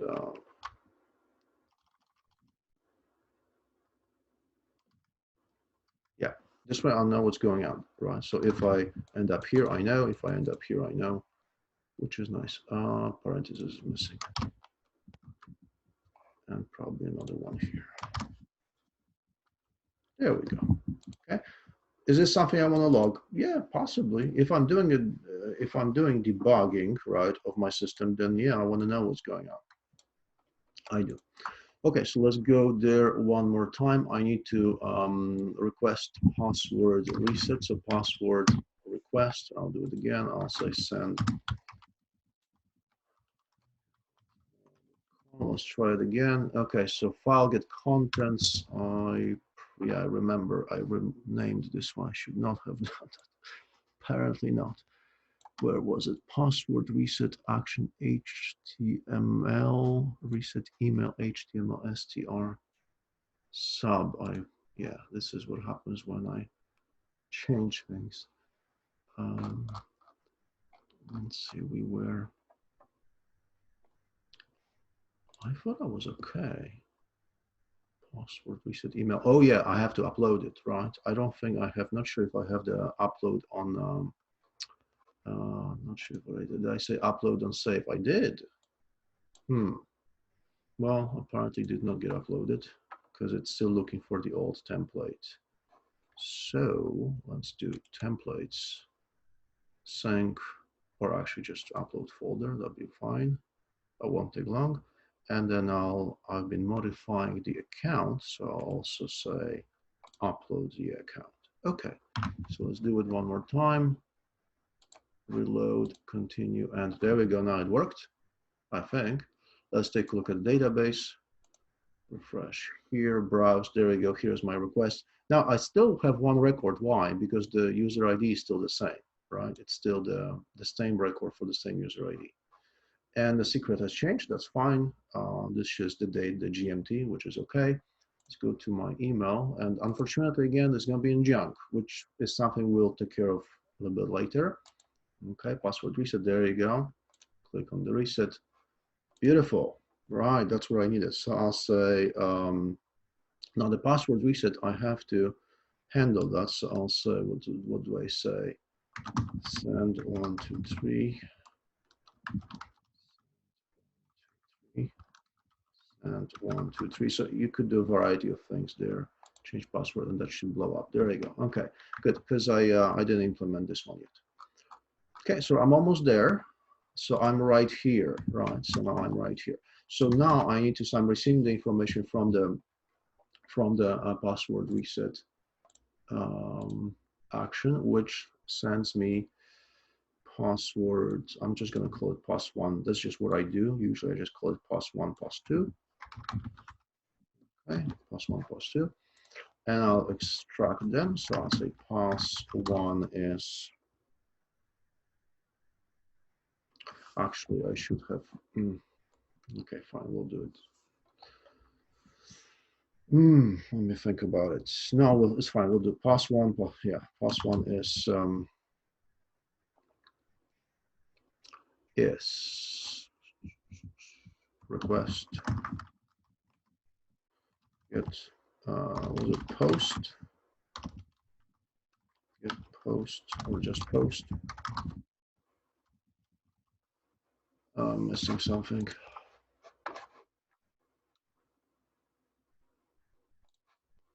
How did we do that in the post? We did only gets here. Yeah, let's see this. I did get parse body, right? Okay. I'm still thinking sometimes about the previous versions of PHP Slim where it was done slightly differently. Let's see that one.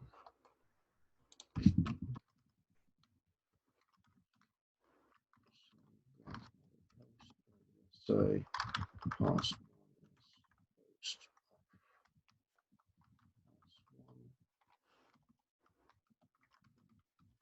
And then we unfortunately have to have the same code here that verifies the password as we did during the registration. So you may want to see if there is something here, right? Do I want to turn this into a method, for example? I could, right? So all of this, let me just see how far it goes. Right here, right? All of this could actually be turned into a method. Okay, if I wanted to. Okay, to avoid code duplication. So yeah, actually I could do that. Let's just see, copy. Let's do it the right way. So I'll say function verify password quality, and here will be my password. Okay. And then here's what I'll do. So I'll say if there is a problem, if it's false, then return this. Otherwise, return true. Yeah, that should do it.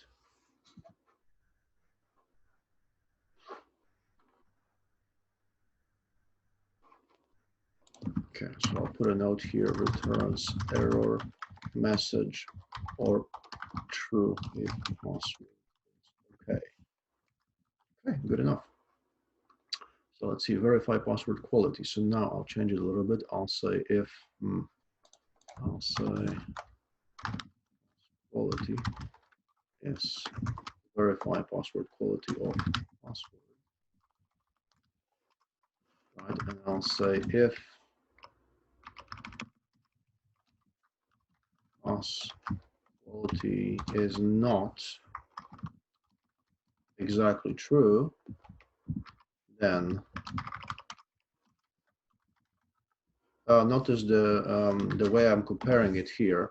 I have to do it this way because a non-empty string also is true, right? So you got to be very careful. Non-empty string is also true. So I have to do this. So if I did this, this will always be true. That's going to be a mistake, right? If I do this, then I say it has to be exactly true. The type is also verified, just like we did in JavaScript. So therefore, if the password quality is exactly true, then sorry, if it's not exactly true, then there's a problem. Again, we'll have to test the code, but I think it looks okay.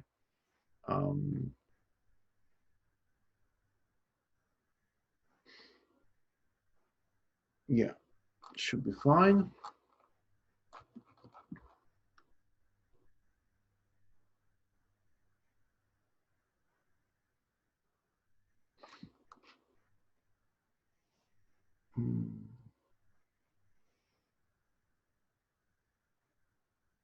I think so. We'll have to verify that.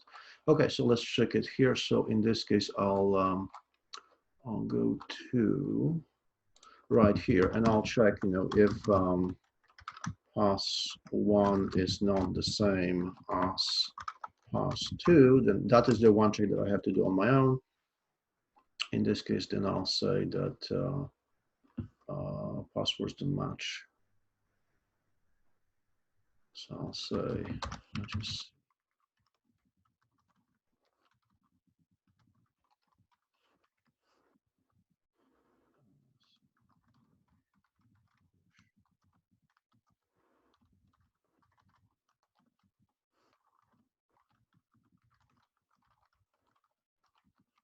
don't match, right? Else, let's check this. So if check password, was it verify password quality of pass1 is not exactly the same thing, is not exactly true, then array push. Oh yeah.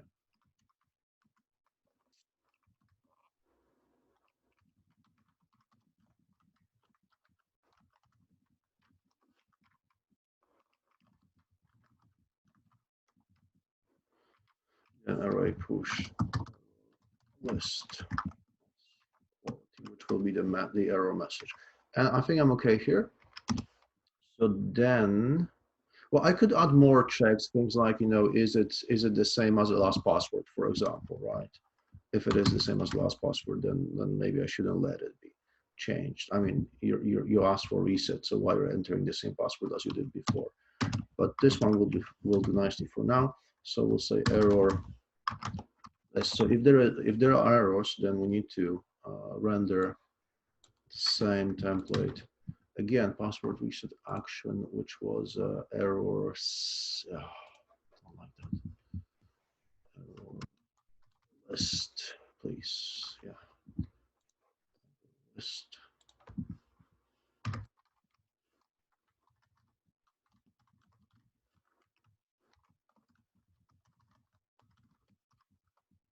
And that's it. And we'll let the user re-enter both passwords one more time. But if everything is okay, then we'll actually need to template, which is the password reset action success.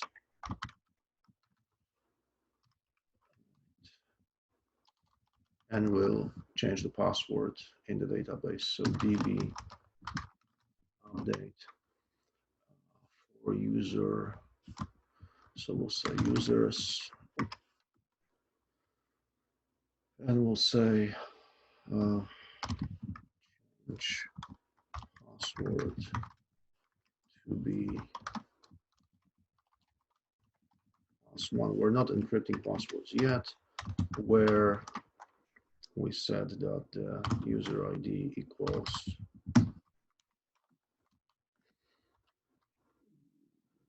and reset user ID. There we go. That should do it. Right, so I'm changing the user's password. Okay, now let's see how that works. I need to add, and before I do, I need to add this one, password reset action success.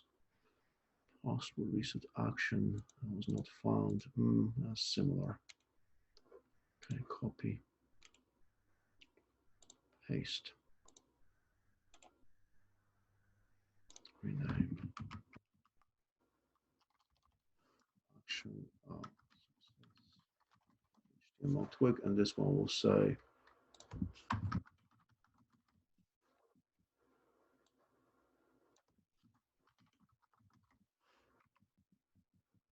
That should do it. Okay. Let's test it out. We're almost done there. So I'll go back to my password reset. Hopefully it still works. Oh yeah, I forgot. One more thing. When the update happens and I'm about to render, I should also, again, I think, remove the record, do the cleanup, right? I mean, the record has been used, so I'm done. Because otherwise, if I keep it there, then the user could use the same record again to reset the password again and again and again, which is not how those systems work, right? So if the reset of the password has been used, then it's done. It's removed from the system. Right. So I update the user's password and I delete the record, allowing for the reset. Yeah, that should be okay. Let's try it one more time. So when I say send 123, send 123, change password. Okay, password reset successful. Click to continue. All right, let's do a login, and I'll say.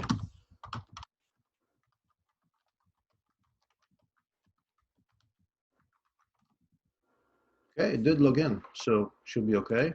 I think my password reset has worked. Let's see, users, did the password change? Send 123, yeah.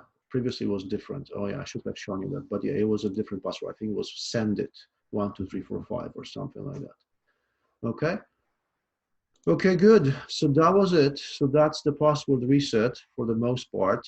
Now the one problem that remains here is pretty annoying, which is why are the password resets going to your spam box? And that one is something that I actually found a good solution. So what you need to do is you need to use a different service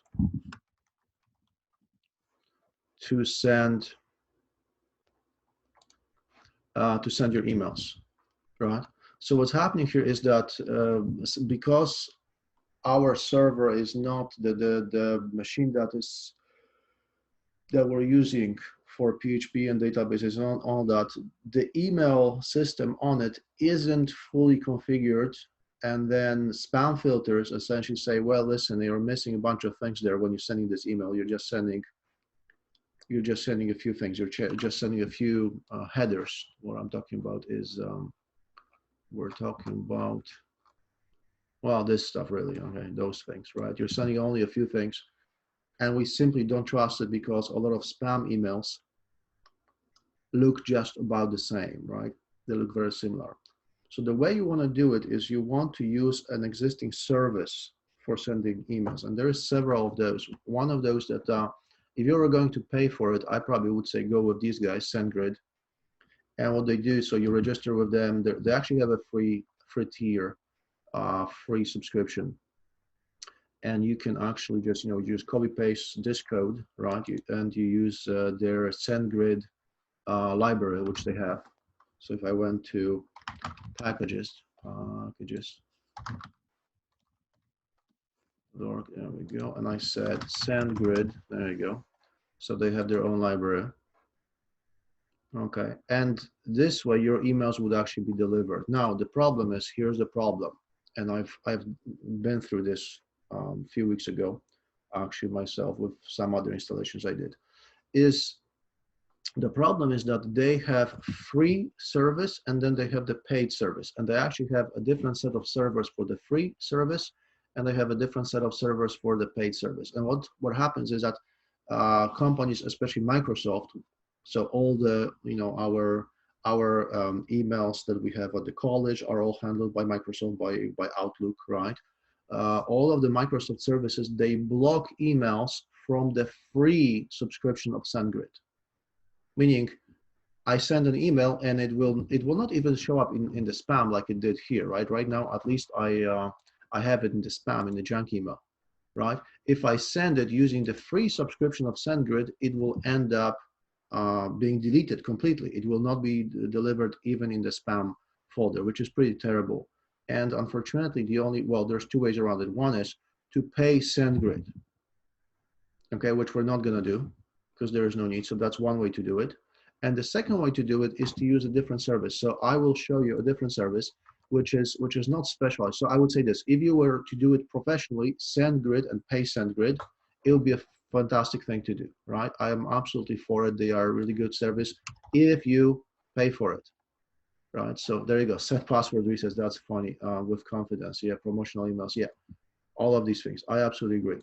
And the yeah, so they have the first subscription is this one, right? And then you have others, 100,000 emails per month and so on, right? So they say, up to, there you go, up to 50,000 emails per month, you're only paying $15. I think this is US, so it's 20 something Canadian, plus, yeah, taxes and so on.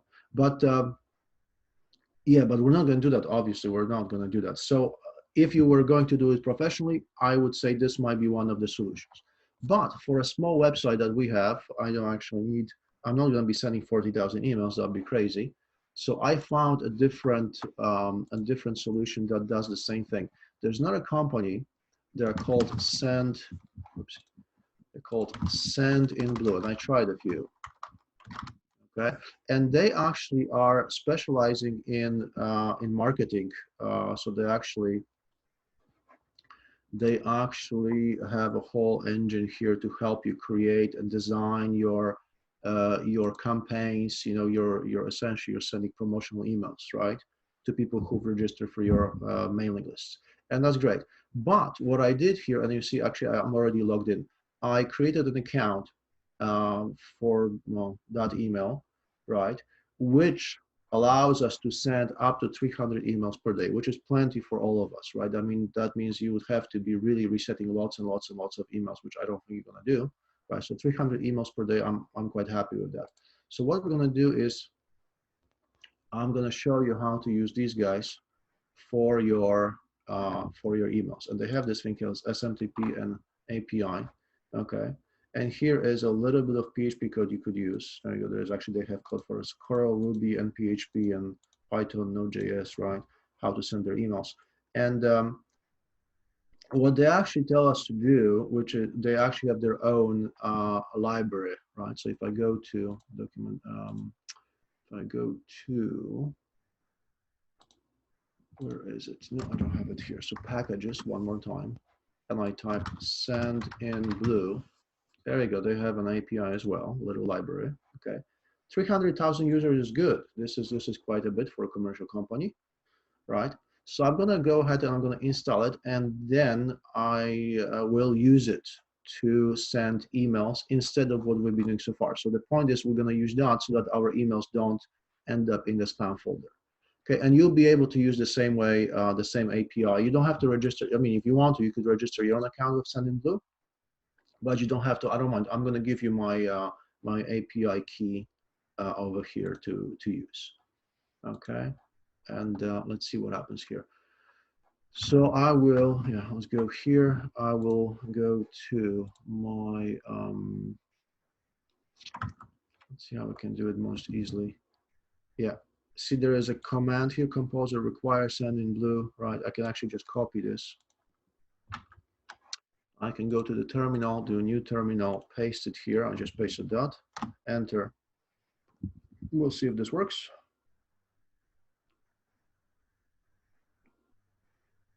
I have not actually tried to use their API. I used it in a completely different setup without PHP. That had nothing to do with PHP a few weeks ago, but I don't see why it wouldn't work with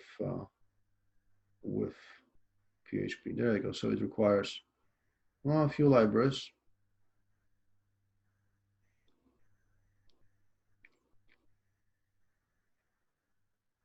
Right, let's hope it works.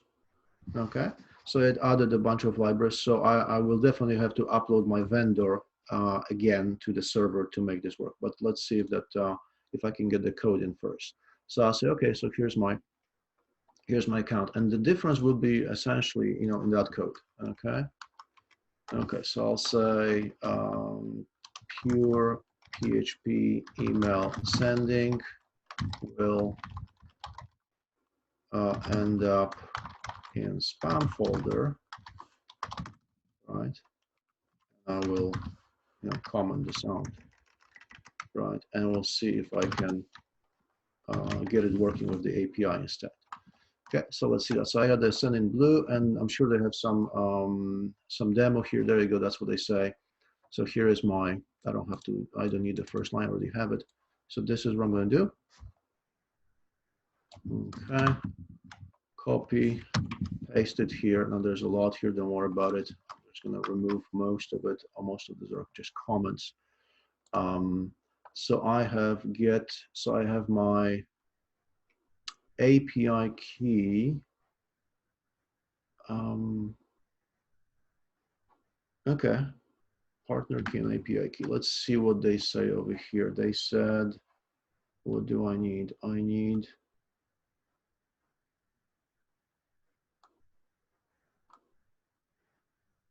API key is the only one. So I need my version 3 API key, which is just, you see the string over here that I have in the middle there? That's my API key. So I'm just going to copy it, right? I'll say this is my API key. Please don't tell anyone. That's the API key. You should keep it secret. We'll remove the rest. We don't need it. Then we have the API instance, which is this one is optional. If you want to use custom HTTP client, I wonder if we need to provide this information. Maybe we don't. So they say create API. New sendable document API. Just give me a second. Account API campaigns API. I don't actually want to create an email campaign.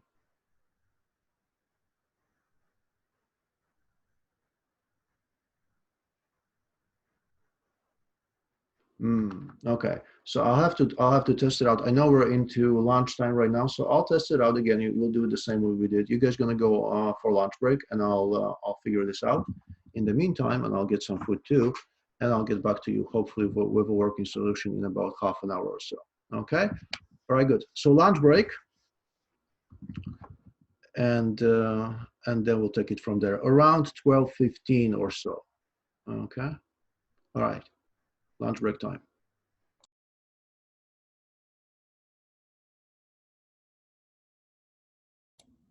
All right, let's get back to it.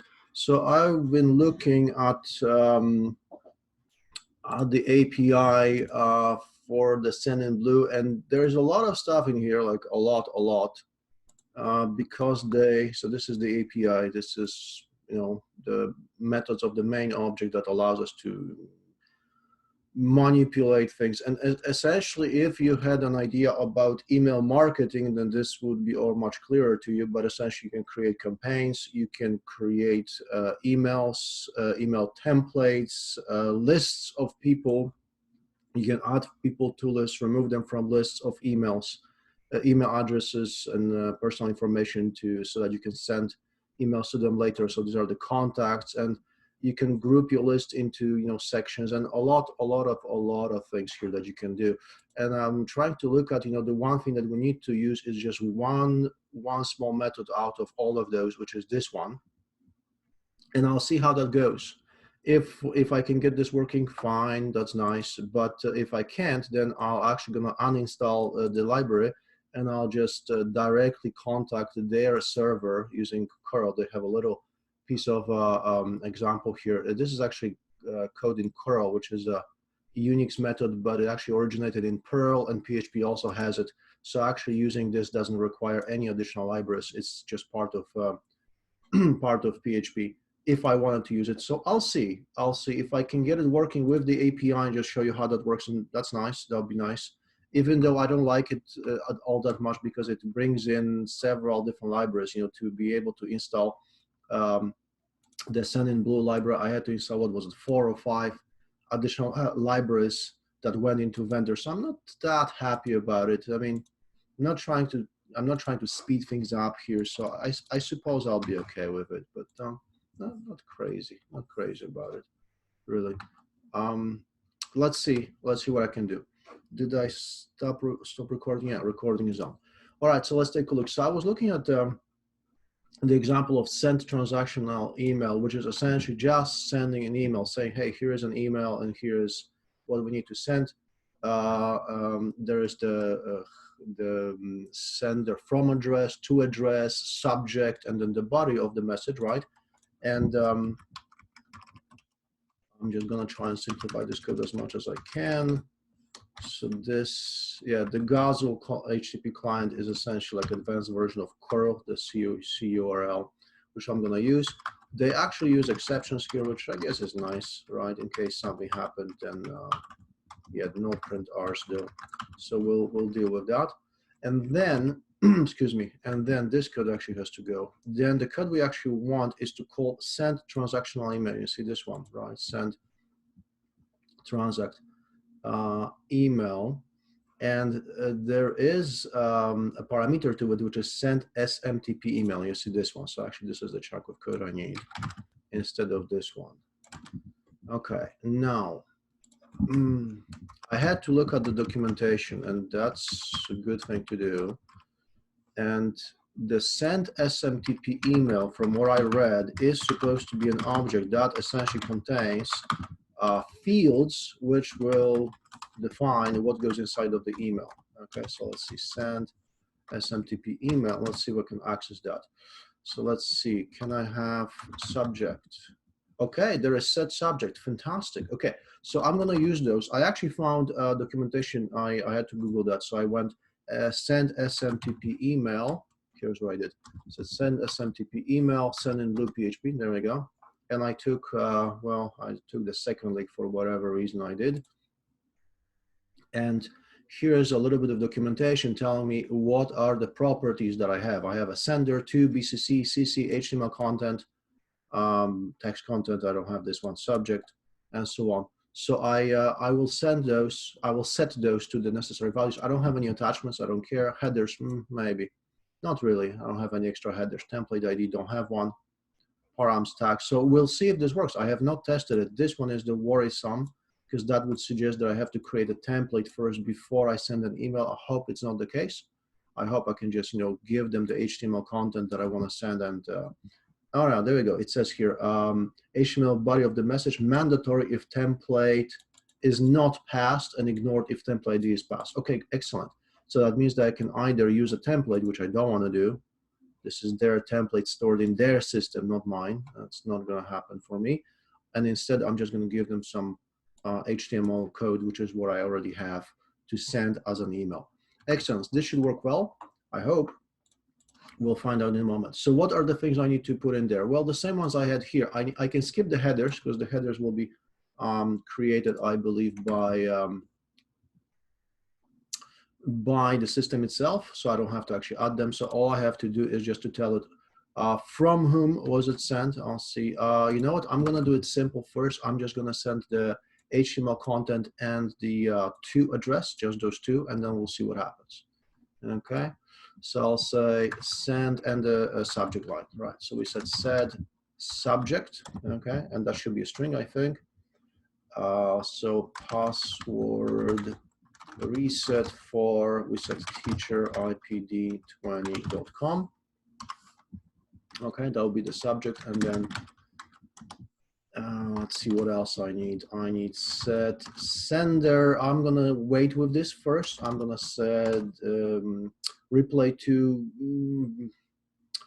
Yeah, there is no reply to necessary. So I'll go with the set to. I think that's what it's set to. Set to, there you go, that's what it is, set to. Yeah, so this is my to address, right? So who am I sending it to, which should be the email, right? As we had here. To is there you go, to is email. Yeah, to, yeah. And subject was password reset. You know what, I'm just gonna move those two inside of this solution. There we go. So it's not mixed up one with the other. Okay. So this one was the email of the person that we're resetting the account password for. Send to, and then the last thing I need to, I'm doing the minimum right now, right? Will be set HTML. I think they said HTML content. Beautiful. which is my email body. And that is all I am gonna set. So I changed the subject, I set the destination email, I gave it the email body, and then, and why is it not working? Undefined method. Transact, probably there's a typo. I hope so. Let's see. API instance, and, ooh. Okay, interesting. So there seemed to be a problem here with this API instance. So let's look at the account API. Let's see, go to definition. That one, I want to actually go there. Go to, thank you, right, definition. No, that's not where I want it. I needed account API, thank you. Go to definition, all right, it's insisting, fine. Let's see what I've got. So it's a class, of course. Get configs, get account with HTTP info, okay.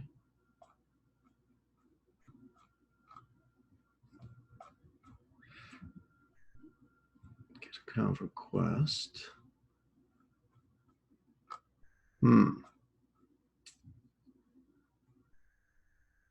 Yeah, I'm not seeing it here. I am not seeing how I would use the API instance to send an email. So let's go back to the documentation.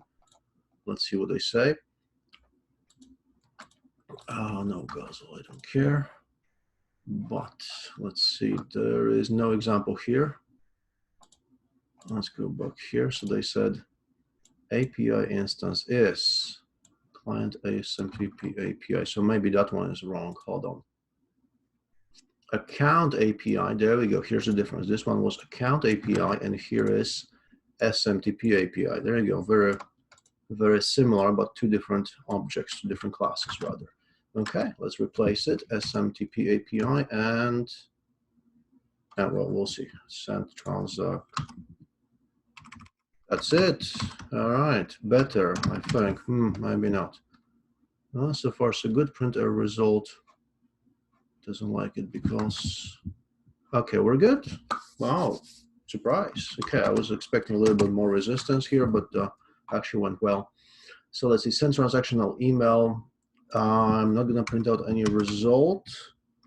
And all I need to do is essentially, okay, so there's two possibilities. One is success, in which case we will render, let me see. So if everything went fine, then I will, hang in there, let me just make sure this is okay. So this one is if sent email, yeah, there we go.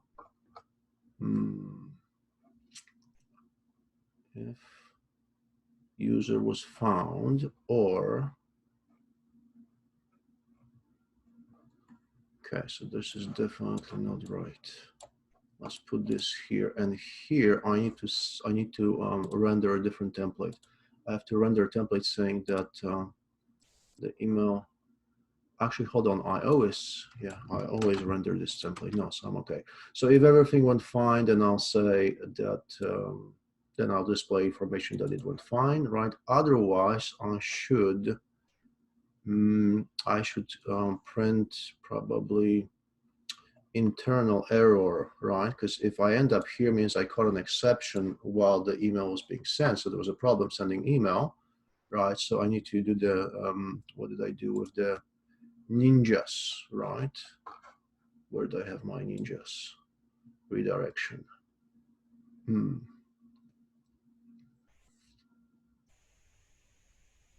Not sure I had it. There we go. That's where it was. Yeah, not forbidden, but it wasn't forbidden. It was error internal. Exactly, error internal. Okay. So if that's the case, then I'll say return response with header error or internal. And if this happens, then I absolutely need to write something to the log, right? I need that, because otherwise I will have no idea what happened, right? So I must write something to the log. So I'll say global log, and I should actually probably write things to the log in both cases. Okay, so I should say log debug password reset sent to, and I should include the email there. Okay, so that means that it went okay, hopefully, right? Because there was no exception over here. Otherwise, I will do log, and that is not debug because that's an error. Right now I got an exception, so I'll say, well, no, that's an error. It's not a debug info anymore, as printf, and I'll say error sending password reset email to, and then I'll include the message there. Okay, so I'll have two of them. I'll have email, right?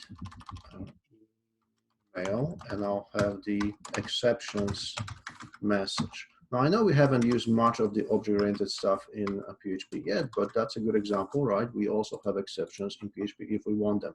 In fact, they added them, actually, they just copied what Java has. That's what they did.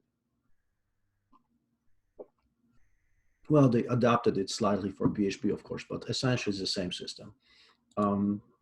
And then we'll redirect to error internal. Okay, we're good. Let's see how this works or doesn't, as it usually is the case when we start something new. So let's go to password. Yeah, right, continue.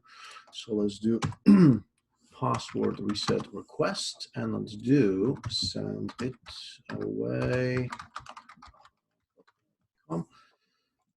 Let's see, beautiful, it blew up. Okay, class sent in blue, client configuration not found. Okay, how could that have happened? Let's see if I go to vendor. So let's go back here. So it says send in blue client configuration, get default configuration did not work. Okay, let's go to the examples they gave me. What did they say? They say send in blue client configuration, get default configuration, set API key. Let's see. Yeah, that should have worked.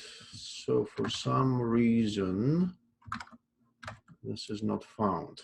Oh, of course, yes, right. So usual problem. So what happens now is that I need to upload the vendor to the remote because I've been modifying the files here, right? So I'll need to upload. Let's just make sure I upload all the templates. That'll be a good start too because I made some modifications there. So I'm just going to do upload. Yeah, upload the whole folder. And then I could also do the same thing with vendor. Now, I'm not sure if I'm comfortable doing that using this client because this may take a long time. It's probably going to take a long time either way. I have a feeling. So let's see. Let's just do, I was in the account, upload this one as well. Fine, let's try it. Let's see how that works. So I'll go to vendor and sync. I'm going to try and do sync, which what I'm hoping is going to do is that it will be smart enough not to upload the files that are already there or that I haven't changed.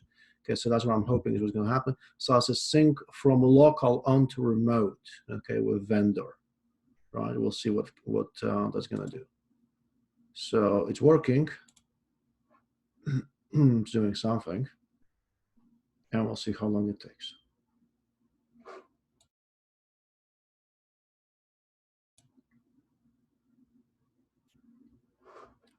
Yeah, that's what I was concerned about because unfortunately now I'm not sure if this is doing anything. Okay, it did upload some things. So I got a little bit of log here, but now it's not doing anything else. So I'm not seeing anything there happening, which could be a good sign. It just might mean that it hasn't found anything to upload because most of the vendor hasn't changed, right? Most of the vendor libraries that I had, I still have them. And synchronization essentially means to find out which files have changed and only upload those. Okay, so we'll wait a few minutes, we'll see, and if it finishes, I'll get back to you guys. Okay, so while this is happening, I'll take any questions. Do you have any questions about what we're doing or your own projects, anything there?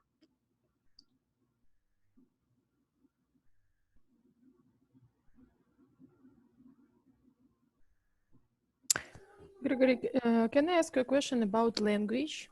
Sure. We will create two separate files with templates. It's almost will be like the same templates on Just English. different languages. Yes, that's Yes, the idea. yes. And in PHP, it's better to make just, for example, one page and for like if it's English checked, we download template from English folder, but if it's French, we will download. Well, I don't think it's an if else. I think you should get the language code from somewhere, Okay. and then you know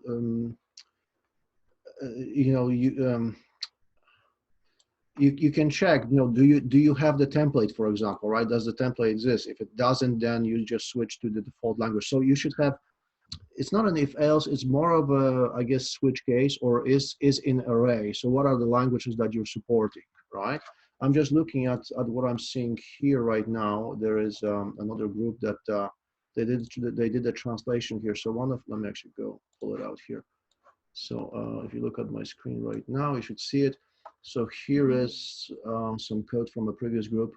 Let's look at it. So one of the ways they translated things, they just did, I think it was called get string or something like that, right? Where they have those kind of strings and they essentially translate them, right? So that was one way they did that, right? This was for the messages though, because sometimes there's a message to be displayed, okay?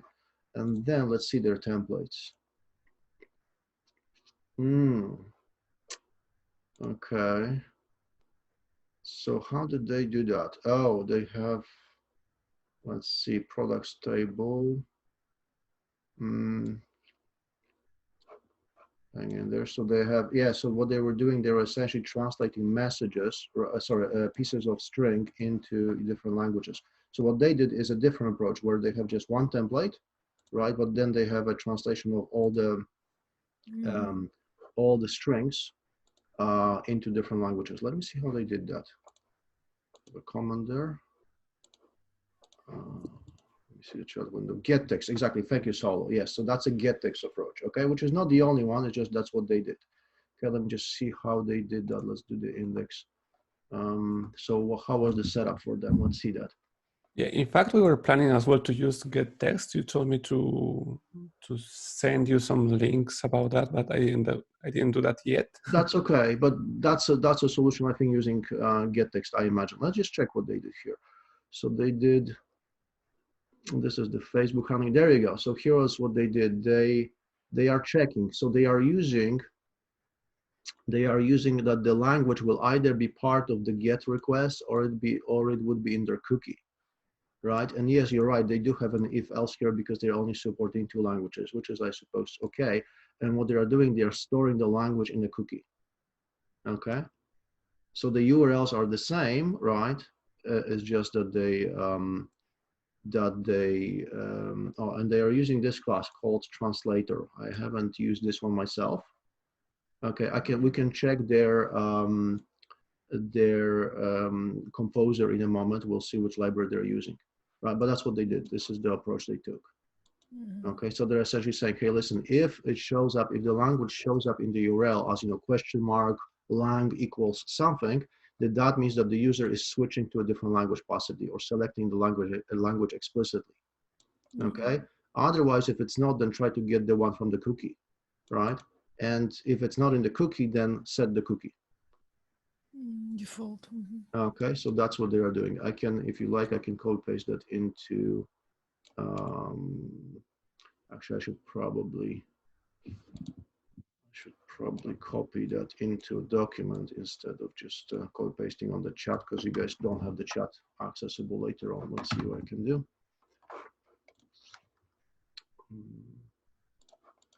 So I think today is day 13 notes. Okay.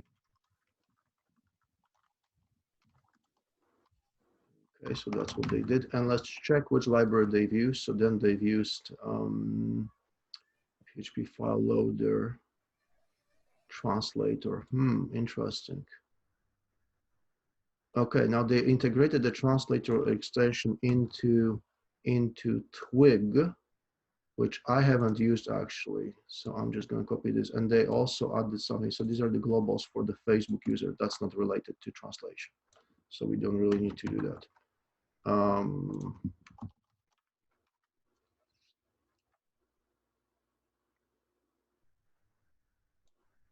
Let me see. So what did you find? Let me see that.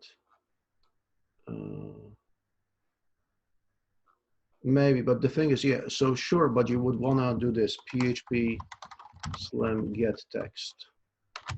Okay, if that's the case. So maybe there is a Twig internationalization framework. Now this one looks a little old, so I wouldn't go there. That seems wrong.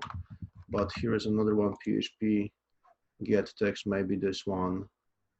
Yeah, you have to check it. But it ideally should this is again a little old, so I wouldn't go there. You know, localization in Twig Slim framework. Okay, so this is Slim framework version 3. It may or may not be relevant to what you're doing. There you go. So here's a Twig extensions internationalization that connects Twig to get text. Right, here's another one. So maybe that's what you want to use. As I said, there is more than one approach. Okay, I'm just going to copy this into, if you want to check this out. Okay, so you can ask essentially Twig to do the translation. Oh, there you go. It's synchronizing. Okay, we're good. It's working. I'm just going to paste it there. Okay, so we'll have it at today's day 13, I believe. The first was Friday, right? Yeah. So today would be 13. Let's see. Okay. Let's continue. Let's see what else is there. So that'll be one, right, to use. I'm just curious, what is the library they've used? Okay, so I'm just going to go back and take a look at their reset password composer JSON. There we go. Let's see what they got. There you go. So they used Twig translation is what I'm seeing here. So Twig extensions, whatever that is, for some reason they needed that. But it seems, I would suspect that these three may be involved in supporting the translation functionality. Okay. Twig extension, Symfony translation, yeah. And then bridge to Twig, yeah, possible. Okay, so the versions will be a little different because this was what? That was 2017, so it was about 3 years ago or so. Some things might be slightly different. I mean, they were still using the version Slim 2.6, which is pretty ancient for today's standards, right? But yeah, so these were, so that was the approach. Okay, so you can check how could you do that, and the Twig approach may actually be, well, essentially this, right, which is yeah, internationalization using getText, which brings us to, you know, what they did, where essentially the messages or the chunks of the text are translated separately, and you don't need two sets of templates. Okay, so that one is using getText. Okay, thank you. Okay. All right, good. And then you have, there you go, you have also Twig. You're going to need this Twig getText extractor. So essentially what it does, it goes over the templates that you have, and it gives you a list of all the strings that you need to translate. There we go. So you're going to have to, you're probably going to need this one.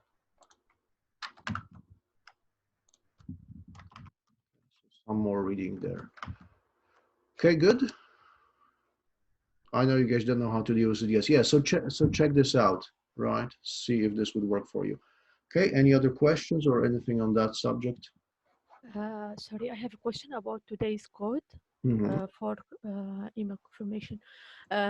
You implemented everything inside a separated PHP file. Why? Why you didn't do everything inside the index.php? Well, I kind of do. You know, I showed you this trick last week where using, you know, the require once, you can actually split your application into multiple PHP files, which makes sense because if you have, you know, right now you're working on a larger project with your teammates, so there's going to be parts of it, right? You know, there's going to be depending on the application you're working on, that there could be, the user management part, there could be the administration part, right? So it just makes it easier to write code and to manage code in multiple PHP files instead of having a single PHP file. But just so that we're clear, from the point of view of the web, the only PHP file that is accessed directly by the web browser is still the index.php, right? Because your htaccess says give everything to index.php. The other files, if we look at for example, the PHP Slim skeleton that somebody was asking me this morning, right? PHP Slim skeleton, there we go. One of the things they do, if I understand it correctly, they actually they actually will suggest that you put your application routes, I think in here, I think it was inside of the app, that this is where let me just check if that's what they do. There you go, that you put your routes in here, right, into separate files. Now we don't do that. We did not create a separate subdirectory. We could have, right, but I decided not to do that. So we still have all the PHP files in the root, sorry about the jumping. We still have all the PHP files in the root directory in here, right? But I could have created that in such a way where I have a app directory, right? And the account, admin, info, and setup are all inside of the app directory, which is not accessible from the web browser. And then the only PHP file in the root of my application, of my web application, will be the index.php. Okay, I could have done it this way, but I didn't see a point. Okay, thank you. Okay, you're welcome. Okay, any other questions? I'll take those. Anything else? Yeah. If we decide like to implement a confirmation email, like when a user register, so should we have like a temporary table on our database? No. Use the users. So the way you do that, you the same way you send an email. So when the user registers, you have to have a flag which says that the user is active false, right, or something like that, or that do you have different types of users in your system or just one type? No, we just have like a admin, but it's the same table. Right. So you have different. So you have an admin. Okay. You could add another field where you would actually. There's two ways to do it. I'm thinking what you could do is just add one field, which would be a date time, just like what I did, right? Which would be a date time, and essentially would say must confirm by DT. That would be the name of it. Must confirm by. And then you put there a date that is, let's say, 1 hour from the moment when the user registered, right? So then if the user, oh yeah, hold on a second. And then you would need another, I see your point. I see your point. You could create a separate table if you want to, because you're going to need at least two fields. You're going to need the timestamp or the date time, right? Either the moment when the user registered the account or the moment when when the registration expires without being confirmed. You're going to need the secret value, just like I did, right, to confirm, right? Like what we had here in the database. You're going to need, there you go. You're going to need this, right? The secret, right? And then you're going to need a state, which tells you if the account is confirmed or not, right? So you're going to need at least two or more, or two or three fields. Now, would I create a separate table for it? I don't know. I don't think so. I think I would just put it in the main table, Okay, just make a flag. Yeah, I would just make a flag. Or even what you could do is that, make a flag. Yeah, is account active. It's just what's annoying, if this is what you do, then you're going to have to everywhere. Yes, well, actually not everywhere, just when they log in. You have to, you only allow a user to log in if there is account active is set to true.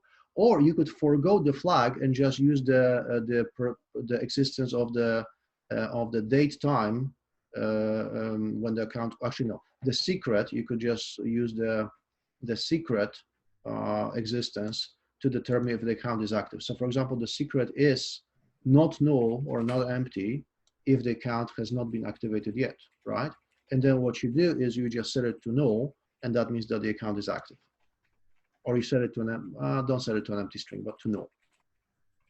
Okay, but can I make like in a way that like if user don't use it, I remove from my table afterwards, yes. Well, or no? the way you do that, I didn't show you this one yet. So so essentially what you would do, you would do a scheduled cleanup.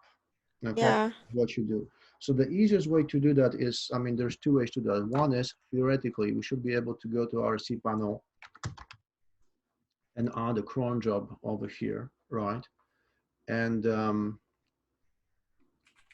we would say every, let's say every once an hour, right? Every hour, we execute the command, and then you have to add the command. So let's see. So they actually give you a general example here. They say to use this, right? So I would say, for example, hang in there. Let's see. I would say cp4966, and I would say teacher.ipd20.cron.php. Okay. Now the cron.php, it wouldn't be a web site exactly. It would be a script that is executed not by. Hold on a second. I don't like that. Hang in there.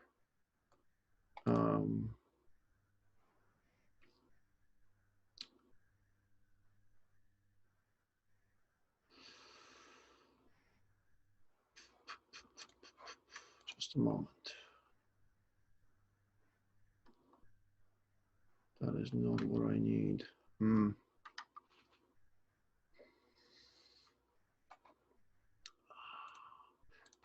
Okay, so okay, fine. Let's do this one for now. So they say, hey, create a file. I could create, let's say, cron PHP in my application, right? And I'll say, hey, let's run it every hour. Okay, that's what I would do. And just for the sake of testing it, it's not doing every hour. I'll say every minute. Okay, just for the sake of testing. And I'll say add a new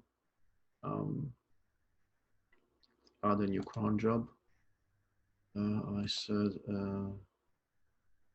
Every hour of every day of every month of every weekday. There we go. That's what I say. So please don't do that, because that means you'll be running your script every minute. Usually if you're doing a cleanup script, you would make it happen every day or every hour or something like that, but not more than one every hour.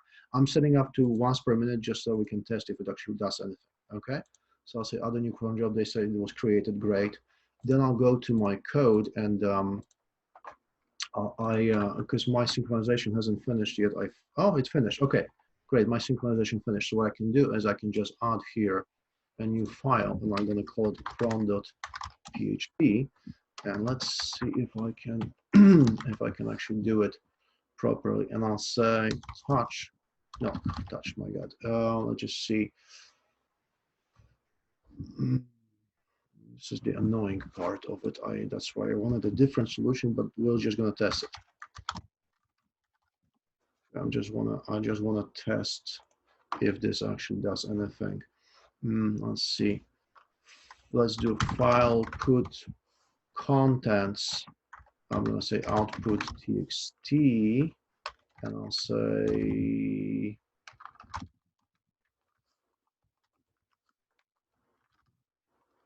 let's just do it this way. Okay, it's gonna give me the current date, just so I have a timestamp, and then I would like to do. I need to do append. Just give me a sec. That was file put contents php append. Just check. I probably have a last flag was file append. There we go. I just found it. Okay, so I'll just say, and it doesn't like the date because it requires a format probably. Okay, maybe.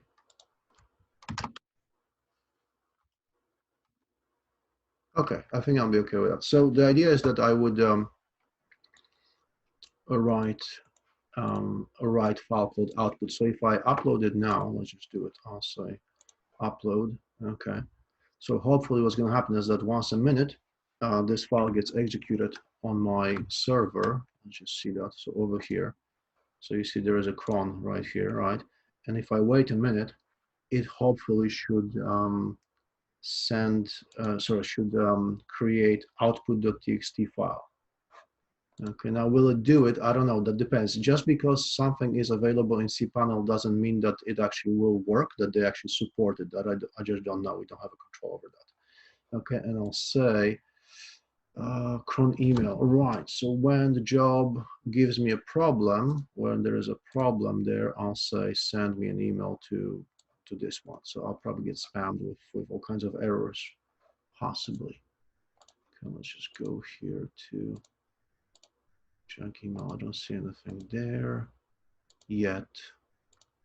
So, okay, let's refresh here.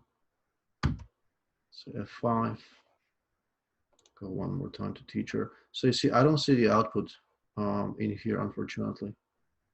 See, I don't see it being written. So I'm not convinced that actually the cron is working.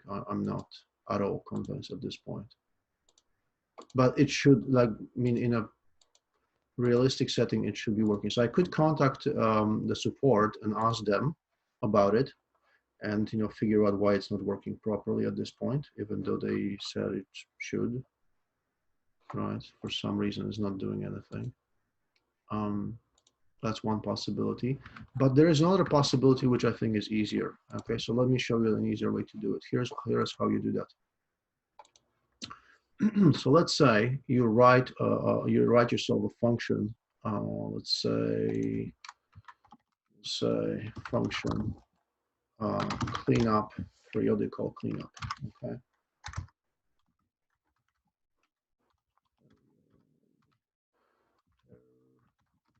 Periodic cleanup. Okay. And then inside of it, you do whatever it is that you need to do, whatever you just is necessary. So I'll say where was my cron? That was my test, right? So I'll say, well, output, and we'll call it output 2, right? So I'll say cleanup. Okay. And what I would do is, you could remember when the last cleanup was done or not. There is variation on it, but the general idea is this: you get a random value. So you say in PHP,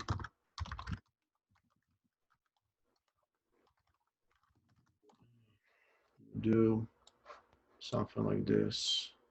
Oh, no. Right, so is this inclusive or not? Yeah, they are inclusive. Okay, so I'll say, hey, let's generate a random value between 1 and 100. I'll say if rand of 1 and 100, or 0 to 100, actually 1 to 100, equals 1, actually it's not 1, then return, otherwise do what you need to do. And then what you do, you call this at, well, here actually, really, anywhere, really. Okay, and that's what you do. So what happens? Every time anybody accesses anything in your application, right, you generate a random number, and once every 100 times you attempt to do your cleanup. Okay, not ideal.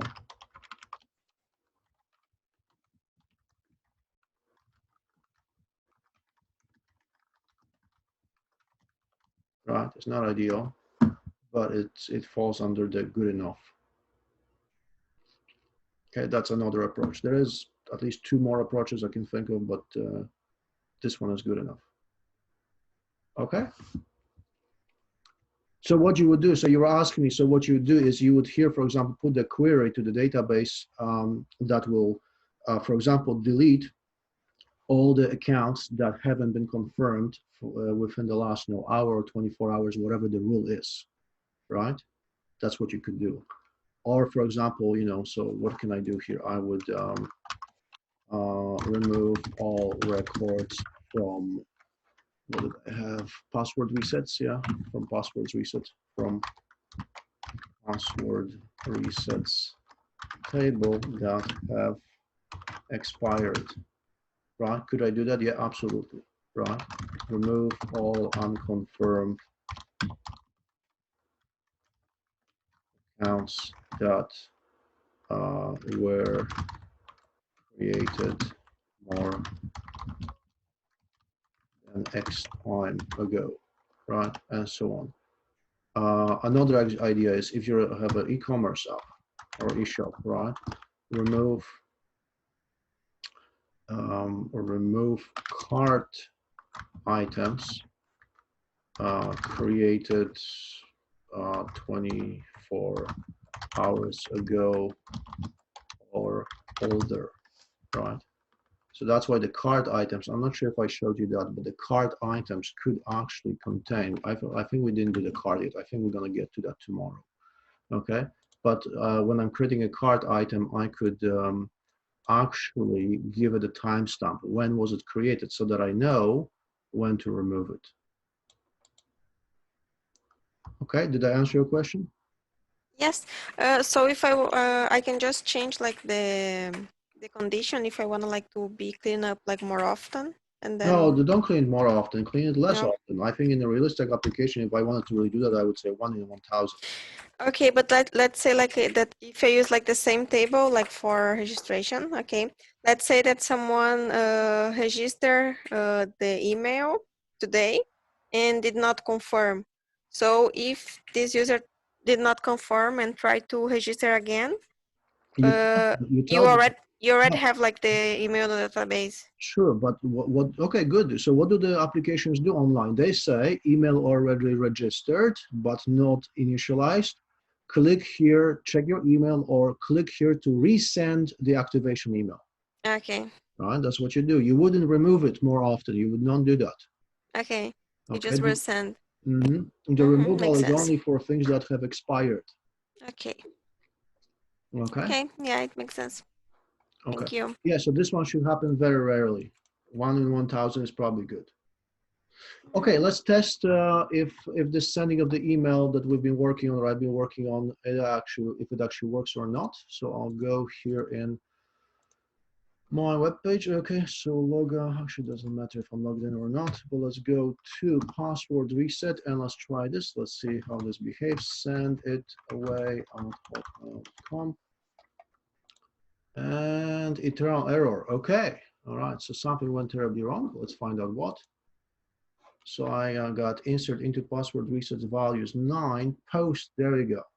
Bad request, missing parameter, sender is missing. Okay, there you go. You see what I got? So this is why it's important to look at your logs, right? You see, I kept them open, right? This is my log, by the way. This is the one I'm writing using monologue. Right? So ender saying client error, right, resulted in bad request. Where did it come from? Well, it came from, I'm just going to minimize it here. It came from the catch.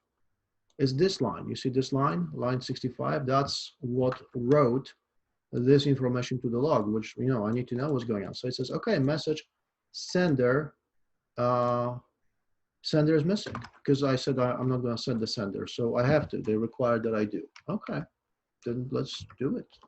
Okay, so send SMTP email, also set from set sender. Okay, there you go, set sender.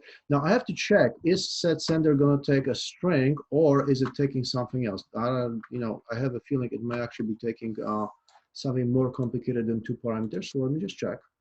Okay, look at this. It says this is an object, right? Excuse me. And here they said, okay, this may also be an array. List of emails and their names of the recipients. Okay, so I may actually have to fix this one too. You see the send SMTP email too. I'm not sure if this is the right way to do it. So we'll find out. Okay, so let's go to email sender and it says, there you go. Here's an object that has two fields. So let's do that. So we'll say, well, set sender, also new, and then does it have a constructor? Not sure. Let's go to definition. Okay, no definition. So I would imagine it would be somewhere in cyan and blue. Where is it? It's in, let's just check. It's in model. Okay, so it's probably in, excuse me, in here. Yep, that's where it is. Okay, so let's go to definition. Let's see that. So it has name and email, attribute map.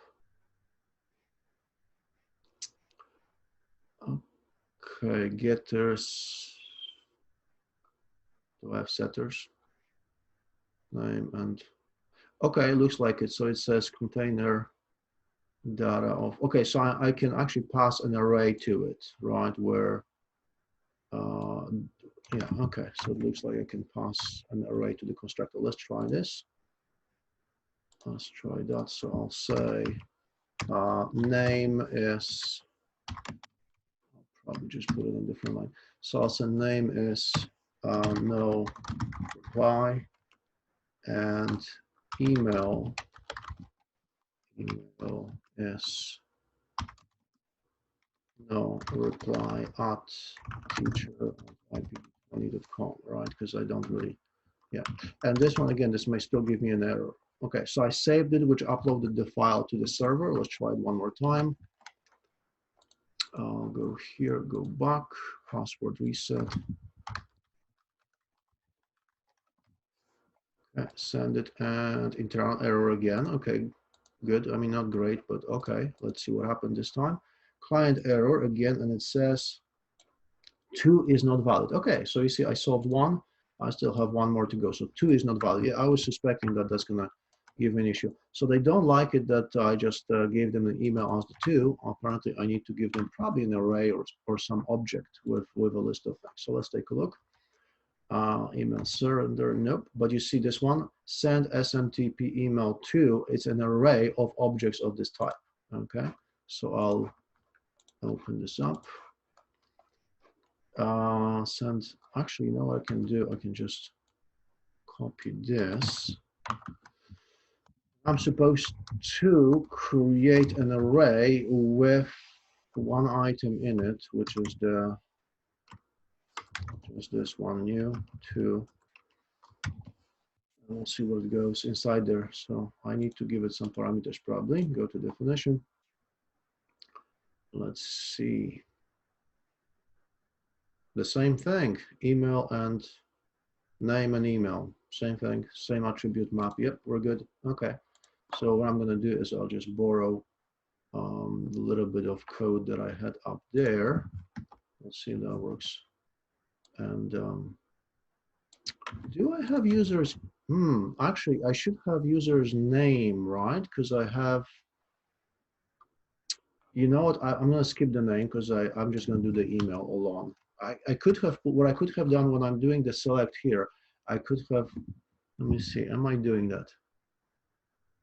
Actually, I already have the user email. Okay, so I have the users. Do users have a name? Let's just check that in my system. Do they or do they not? They do have a name. Excellent. So I'm going to use that when I'm sending the email. Great. Good. So I'll say, let's bring it back. So I'll say name is user name. That's the name I put from the database. And the email is, well, the email I'm sending to, which is email. And then, so why is that an array? Is because there could be, one too many, there could be possibly multiple recipients to an email, right? It's just when you have an email, you can actually put multiple recipients in there. Now, why is it not liking my bizarre? Hold on a second. So I got opening parenthesis, square bracket. Then I have a constructor with, yeah, that should be okay. There we go. Yeah, that was all good. It's just the editor didn't know. Okay, and then what? And then I try to set the email. Okay, so let's see. Let me check the body. What was the definition there for sending the body? What did they say there? HTML content is just a string. Okay, thankfully. Okay, good. So at least that one won't give me much trouble, I hope. Okay, one more time.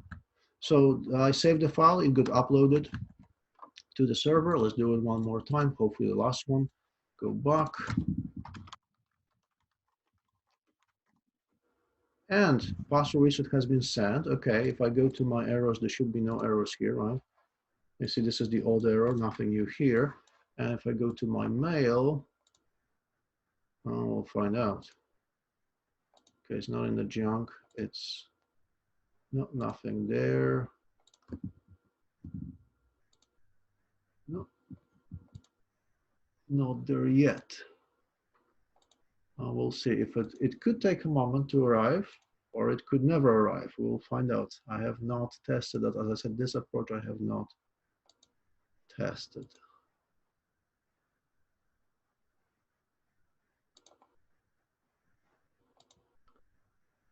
Yeah, doesn't look like it's coming. Either that was very much delayed. Let's see. Yeah, I'm not seeing it here. Could take up to a minute. One of the things I could do is I can go to the Send in Blue, not this one, SendGrid, but Send in Blue, and they should have some information about what happened.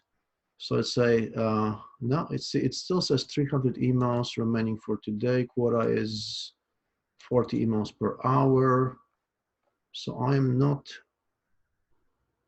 seeing API settings.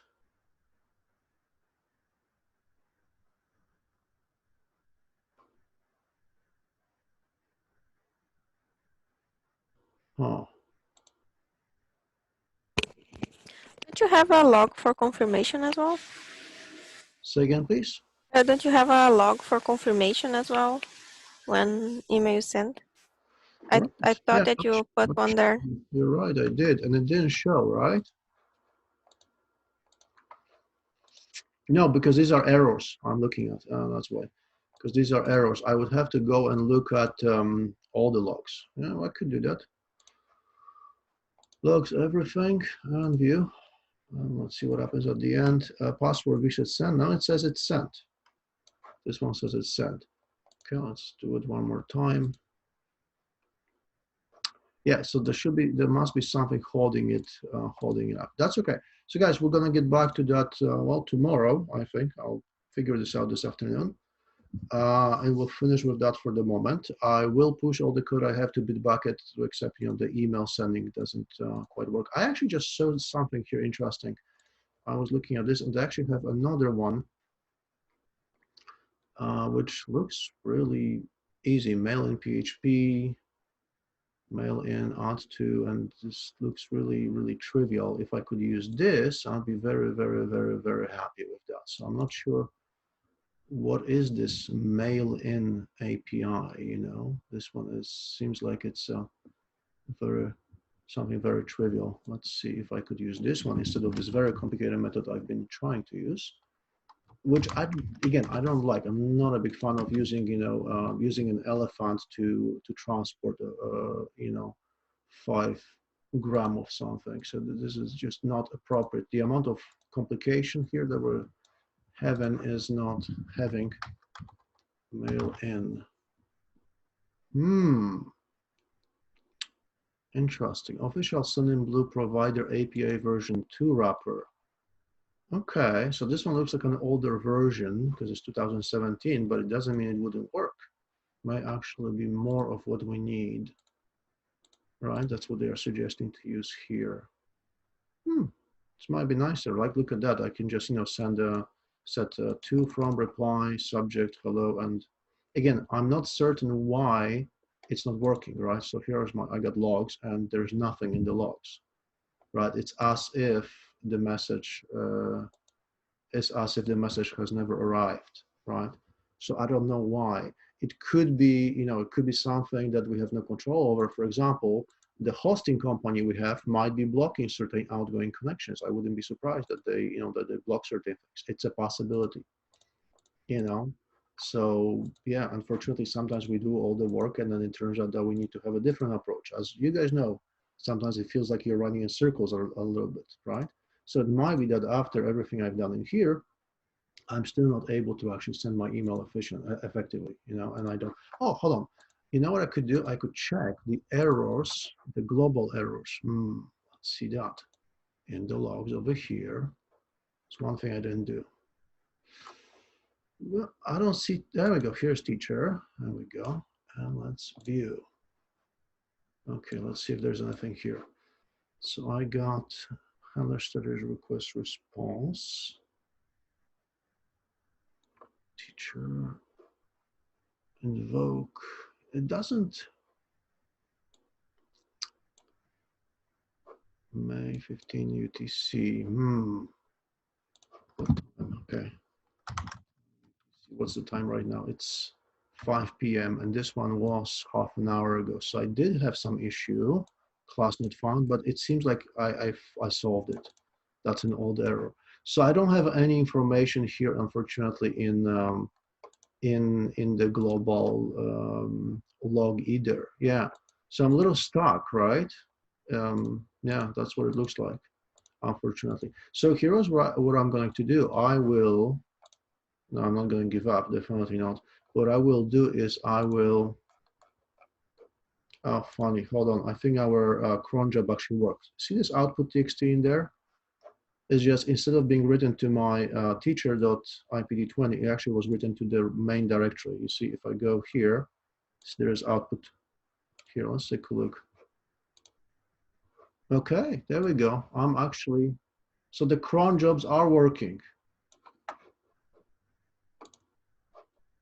Okay, so Giovanna, you're asking about it. Yes, the cron jobs are working. So you could create a PHP file and do it the way I did it, and set it to be executed, let's say once an hour to do the cleanup as well. Okay, just like what I did. I should actually change it.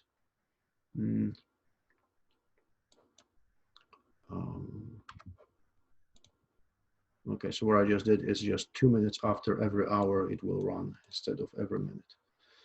Okay, good. I think, guys, this is enough for today. So we jumped a little bit around, variety of topics, but mainly related to sending an email reset request, which I did.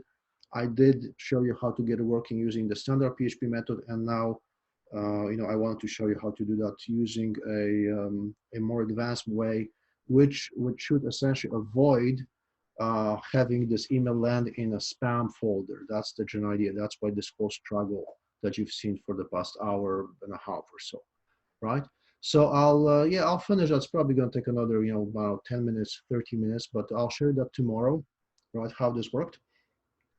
And please continue working on your projects as you have been. The halfway review, I have to check, but I think I was thinking to do that just the same way we did it in the previous .NET project. I think this would be, it will be on Tuesday the 12th, because on the 11th, you guys have job search scheduled, right? So that will be on the Tuesday the 12th, that would be your midway review. So the same thing we did last time. I'll meet with every group. You show me where you guys are at. I will look at your Trello, your Git content. Did you do the Scrum every day? Did you commit the code every day? So there should be at least 3 commits per day. So one for Scrum, one for one person's code, the other for the other person's code, right? So essentially, I expect at least 3 commits per day. I'll look, did you have actually any conflicts? You have to merge certain things, which probably you should at some point have some conflicts. Right? How far did you take your application and so on? So that's going to be next Tuesday. So in a slightly over a week from now, just so you know. And this week we'll start looking at. I just want to show you, if I can, the cart. Now I'll see how we're doing tomorrow, but I may show you how to do the cart, or I may actually just give you code of the cart and just have you figure out how to implement that, how to integrate the code into your own cart in your own implementations. One of the two, we'll see how we do, because we need to get into APIs, right? That's the next thing that we need to do. We need to actually talk about application program interface. So we need to talk about RESTful APIs, we need to learn how to use them, right, what they are. And that is something also I need to do relatively early so that you can implement or integrate some of those things into your projects if you want to, at the very least, you know, using other existing APIs and maybe sometimes even creating your own. All right, so we're done for the day. Any questions before we finish? Anything else you want to ask, confirm, comment on?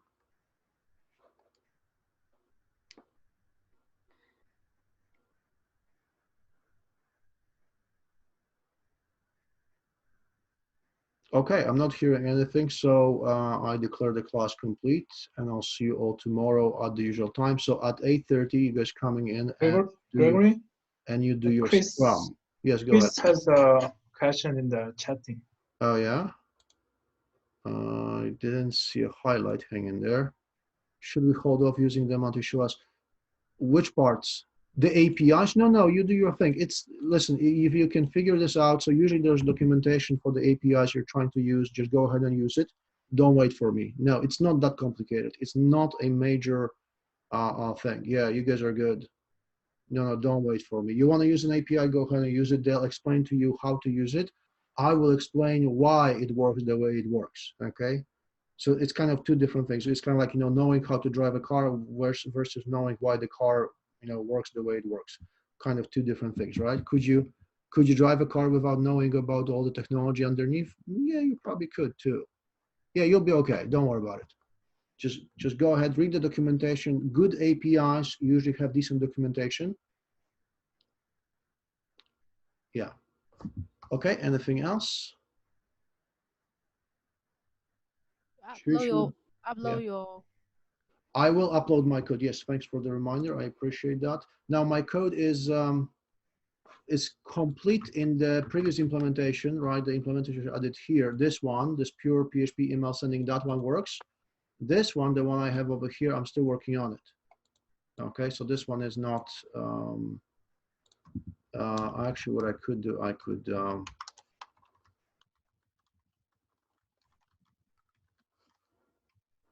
Actually, what I could do, I could just put a comment in a different spot here, right? Yeah, there we go. Okay. By the way, when I'm sending mail, I probably should, there's probably a value return, something like false. Let's see, what's the return? Parameter.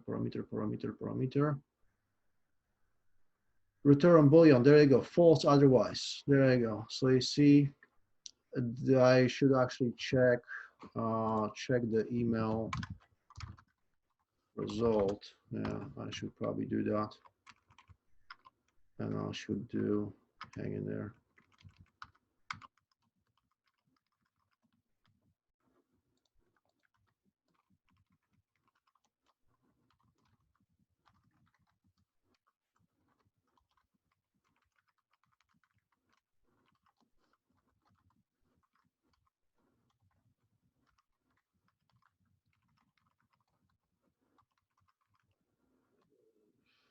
Not sure if I can get the reason why the sending failed from the PHP mail method function that I'm using here. Not sure if there is a way to get it, but at least I'll put a debug message in saying, yeah, password reset sent, or there was an error sending the email. Okay, good. So I'm going to commit that version. Okay, I'm going to commit that version so you have it. So save email password reset code.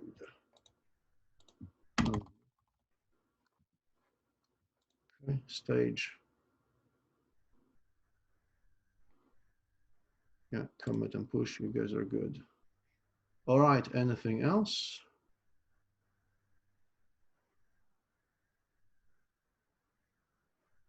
I'm not hearing anything. All right, guys, I'll see you tomorrow. Take care.